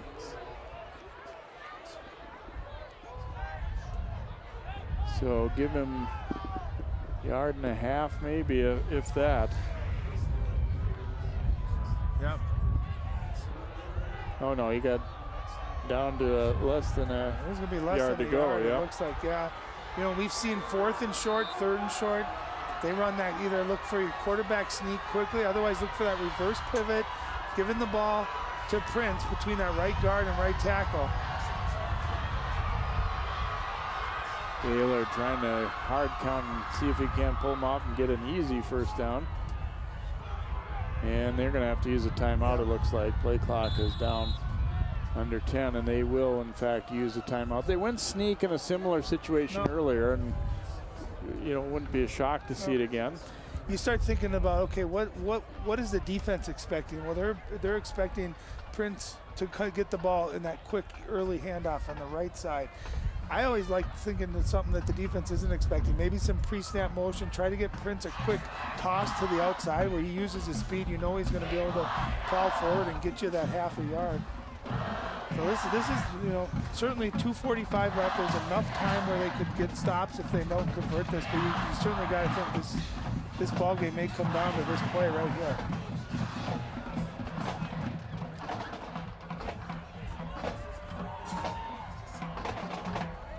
This is where Osseo too, maybe with the size advantage on their offensive line, all they need right now is just a little push, win that first yard. You know, you don't need to get 5 yards, you just need to get 1. And in some ways, actually, not scoring quickly would be better for them, but you can't really be thinking that now. You just need this 4th down. Eagles trying to get their fans pumped up and see if they can't come up with a huge stop. Osseo, meanwhile, looking to convert on this 4th down. Here we go. Right side. Hand off to Krua, and he'll make it. Lowers his shoulder and down to the 5 as he picks up 2.5 or 3 yards on that carry and easily gets the 1st down. And that makes you feel good when you're calling plays and you know your O-line can do this for you. Well, I don't even put that on the O-line. You see how low Prince got, too? I think he just went underneath the contact. But you're right, Osseo getting that push. When they've needed a yard or 2 tonight, they've gone to that same play with that reverse pivot, quick handoff to Prince on the right side between that guard and tackle. That's who they trust, and that's where the meat of that offensive line is. And they got the push, and I thought it did a nice job, Prince, at staying low and just knowing, hey, I only need a half yard here. 1st and goal from the 7, but they're getting up to the line pretty late. Gaylord will turn, tosses it to Krua. Krua looking for that corner of the end zone, reaches, and he's going to be marked just short. At about the 1 yard line, it'll be 2nd and goal now for Osseo as Krua reaching toward that pylon, but is ruled out of bounds just shy of the end zone, and Osseo is going to come up to the line quick here. Yep, I love that play call. Nice toss sweep to the outside. Now you got 3 chances here to get a touchdown. Gaylord on the sneak. No signal yet. Osseo says he's in, and he is. Now we get the signal as Malik Gaylord has scored, and Osseo's within a point. And will they go for 2? Yep, they're leaving their offense in. They indeed are going to go for 2 here. Metrodome 2013, same thing. Yep, I love the call. You got trust in your team. All you need is 3 yards here. 2 yards, excuse me, 3 yards. And this is a play. These are situations you work on all year long. Obviously during the week, okay, what's our best play call for a 2-point conversion? And I'm sure they're going to have something planned. And this is it. This is it. This is your season. The chance to go to the Prep Bowl, play for a state championship, or do you go home? Here we go. 2-point conversion, trying to take the lead. The difference this time is there's time left. We're going to have still some interesting timeout taken here by Osseo. No matter what happens on the play, whether they get it, don't get it, you've still got 2:10 to play, but obviously an enormous one. And I've always kind of liked this going for 2. And the other reason, too, is, let's be honest, in high school football, kicking an extra point is nowhere near as sure of a thing as when you're talking about older levels. No, you're absolutely right. And here's the touchdown. You're going to see that's questionable. It's a hard thing to be able to judge. But you can see the push going into the end zone. But they believe Nash Jensen. He's right in the middle, and he says, "Okay, I'm there." No, and here's the other thing too. You just used another timeout, Jay. If you're unsuccessful at getting the 2-point conversion, now you've just wasted another timeout too. And obviously, if you don't get it, you're going to be trying to get an onside kick and recovering it. But you know, I like the call. I know in 1996, my first state championship game, we were playing against Blaine, and they scored, and they were down by 1 with 20 seconds left. They decided to go for 2. We were able to stop them. So I can tell you from playing it is nerve-wracking to be in this. You don't defensively, you're thinking about your responsibilities. You don't want to let your team down. Offensively, as a coach, you're just hoping, did I get the right play call in? Did we prepare for this? Does everyone know what your responsibility is? Guys, let's win this together. Let's do this together. We've been doing it all year. And here's the play. Extra lineman in the backfield. Toss to Prince Krua, trying to get to the edge, and he is in. Wow. 2-point conversion successful, and Osseo takes the lead. Able to squeeze it in from on the 2-point run. Grace had a lot of bodies over there, but just not quite able to get to him before Krua could get across the goal line. Jay, what a call. Toss sweep, just a basic, no trickery, just us against you guys. And it looked like Totino was in position. There was contact before that end zone. Watch Prince just finish this run right there. It looked like they were going to have him. He kept those legs going, and what a great play. What a nice call. What a gutsy call by Osseo, but what an effort. Just an individual effort by Prince Krua. Joe Russell wrapping up, but just couldn't bring him down short of the goal line. And that is one tough guy for, as we said, not that big. He kept the legs going, and huge. Now, though, for Osseo, you have to make sure you don't think that won us the game. No, you got 2:10 to go. 2:10 to left. Totino has a decent kicker. Your defense still has to come in, but I can tell you, we talked about momentum. Momentum is certainly on Osseo's side, but what's the line? It's not the size of the dog in the fight. It's the size of the fight in the dog, and Prince Krua may not be a big dog, but he's got a lot of fight in him. Way to finish that runoff. What a gutsy play call by Coach Lamercourt.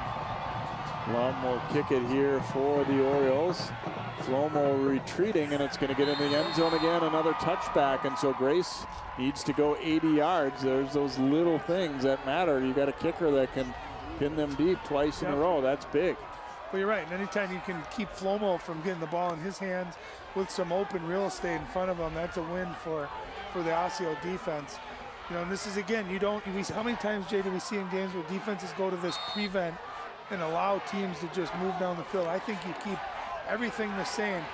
Don't allow an inch. You know, Totino, not a great passing offense. They're going to try to run the ball plenty of time as well. 1st and 10 from the 20 to go with the counter. Burlack. Little bit of room, and he'll get about 5, but then gang tackled there. And if you're Osseo, you know, you can live with that right there.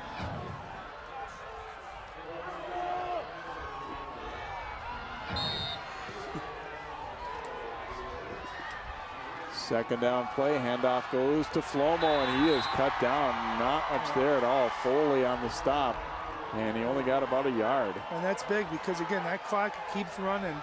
Again, in high school, you get that first down, that clock stops for enough. So this way, great job, Osseo and Totino. The clock's going. They got to make sure they get the right play call in there. They're going to go with the handoff, and Burlack is going to be short of the first down. He needed to get right to the 30, of course, after the touchback started the drive, and he will be short by 1. And obviously, this eats up time, too. They've only got 1 timeout. Grace is going to need to pick up this first down and then really go. As much as you want to hurry, you want to make sure you get the right play in here to get the first down. And Halverson will run for it and picks it up as he dives out to the 35, a gain of 6. Yeah. And a nice play call, great play call, a play action bootleg, and Halverson, he knew right away once he got to the outside, he wasn't looking to throw. He was looking to keep that, knowing that he gets the first down, the clock stops. So the clock running now as they hand off to Flomo, stacked up and nowhere to go. Boy, they can't afford that at this point. No gain on that one. The clock down to 48 and ticking. Yeah, and interesting, too, that Totino not trying to run outside, just running a straight blast up the middle where there's just not a lot of room. They're going to have to throw the ball down the field a little bit, you would think. Here's the handoff to Flomo. Oh, he breaks the tackle. K-Floor Flomo into Osseo territory at the 45. He may have lost it, though. Been loose. And Osseo trying to pick it up, and no signal just yet. Osseo has got it. Quincy Williams with the recovery, and that should seal it up. Well, here's the question. Obviously, it's not replayable, but it appeared that Flomo might have been down. What a play call, a double reverse inside handoff, and here we can see Flomo, just an excellent run. He's trying to get some extra yards. Let's see when this ball comes loose, Jay. It's Williams. Williams ripped it out. That's a great play. Williams, a nice job stripping it. It's hard to tell who came up with that. It was recovery. Williams, got it too. Oh, yeah. What a play. to strip and to recover. There you see Williams come out with the ball. That is a big, big, big time play. Only one timeout left for Grace, so a kneel down coming for Gaylord. He will take it, see if the Eagles use the timeout or don't do so here. It looks as though they are not going to, and Osseo is going to move into the state championship game for the second time in school history. They played Apple Valley for the title in '86 and lost. What a game. And now they will get an opportunity here. Man, this has been a fantastic game. 2 years ago they went for 2 and didn't get it. This year they get it. And Osseo has eliminated Totino-Grace after the Eagles ended Eden Prairie's run. Yeah, and how about that? It was 21-7, all the momentum on Totino's side. It was 4th and 8, Jay, and Osseo goes for a fake punt. They convert that. They go down the field and score. They get a stop, get another score, and then they go for 2 to win the game. What a football game, and what a game. I thought really well played by both teams. Very few penalties, very sharp. Just some really good football here tonight, and congratulations to Coach Lamaker and Osseo getting all the way to the state championship. There it looks like Totino-Grace is making it, but we know Osseo prevailed here. And how much do you think Osseo would love to play their close neighbors, Maple Grove, in that prep bowl? What a finish, what a game. That's why we love this game. So the Orioles pull out a thriller 22-21. We will come back here to Minnetonka High School in just a moment and hear from some happy Osseo guys, no doubt, here as the Orioles are headed to the prep bowl.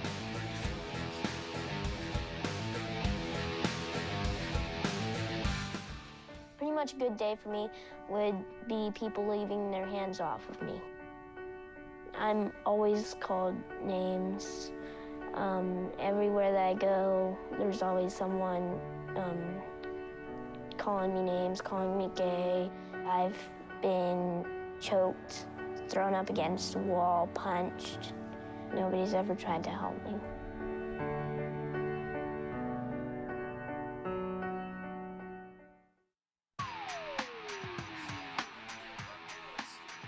And welcome back. The Osseo Orioles will play for a 6A championship after a thriller 22-21. Let's go down to Allie. Thanks, guys. I have a very emotional Prince crew here. Prince, you guys battled this entire game, and you were a huge part of that. 2 rushing touchdowns for you. You guys just beat a team that beat the best team in the entire state, and now you guys go to the state championship. How did you guys make this one happen? I mean, coming into the season, we always talked about this moment. We always talked about going to state, talked about, making that happen. And coming into the game today, I mean, it was a battle. It was a strong battle between both teams. TG's an awesome, great team. And, man, I'm beat. I'm excited, man, but I'm just glad that we took the W. Well, we'll give him a minute to catch his breath here. You had 2 rushing touchdowns, 1 in the first quarter for a yard. Yeah. In the second half, you had 1 for 4 yards, and those were great. But let's talk about that 2-point conversion. Your coach calls you guys in, and they say, hey, it's going to you. Talk us about that moment and then all the way through that 2-point conversion. So as we're driving down the field, I kind of sensed it coming, like we was going to go for the 2, and that all the pressure was going to be on me. So when Coach huddled us up in the huddle, he was like, Prince, we need you, bro. We need you, and this is your play. I was like, yeah, I got it. And so that's what you saw. Came in the game, took over. And how good did that one feel for you? Feels amazing. It's one of my greatest touchdowns of all time. Although it's 4 or 5 yards, it still feels like it was a 90-yard touchdown, 99-yard touchdown. Enrollment-wise, you guys are supposed to play in the 5A class, but you guys opted up to play in the biggest class in this entire state, and now you guys are going to the state championship. Talk about that process and how that feels for your team. It feels great. I mean, we're a small team, obviously, coming from a small school, and one thing we did was play with heart. Coach always told us to play with heart, and that's what you saw today. It's all about the heart. Prince, last time you guys played Totino-Grace, you guys lost, and you were not playing in that game. Tonight you played, tonight you won. Talk about your role on this team. Oh my gosh. And we'll give it a second. We don't want to get pummeled. Yeah. All right, we got a clearing. I mean, last time we played them, it was brutal watching my team play against them and having them struggle without me. I mean, I'm a big tool to the offense, and coming in today, I told myself that I'm gonna give it all out on the field. Just give it what I got. Prince, you gave it your all. Go celebrate with your team. Get out of here. Guys, we're going to send it back up to you. Thanks, Allie. Thank you very much to Prince Cruan. What a job by he and all of his teammates here tonight as the Orioles will move on. And could we have that dream matchup of Osseo Maple Grove? We'll find that one out on Friday night as the Crimson take on Eastridge. So congratulations to Osseo again, second time in a state championship game. The last time, well, before any of these players was born back in the mid-1980s under the legendary coach John Hansen. We hope you've enjoyed tonight's game. What a fantastic game. Congratulations also to the Eagles on a great season. It will end in the semifinal round here in 6A. And the Osseo Orioles get set to play in the Prep Bowl next week. Again, our final is Osseo 22, Totino-Grace 21. For Allie, Ryan, and all of our crew, I'm Jay Wilcox. Good night from Minnetonka High School.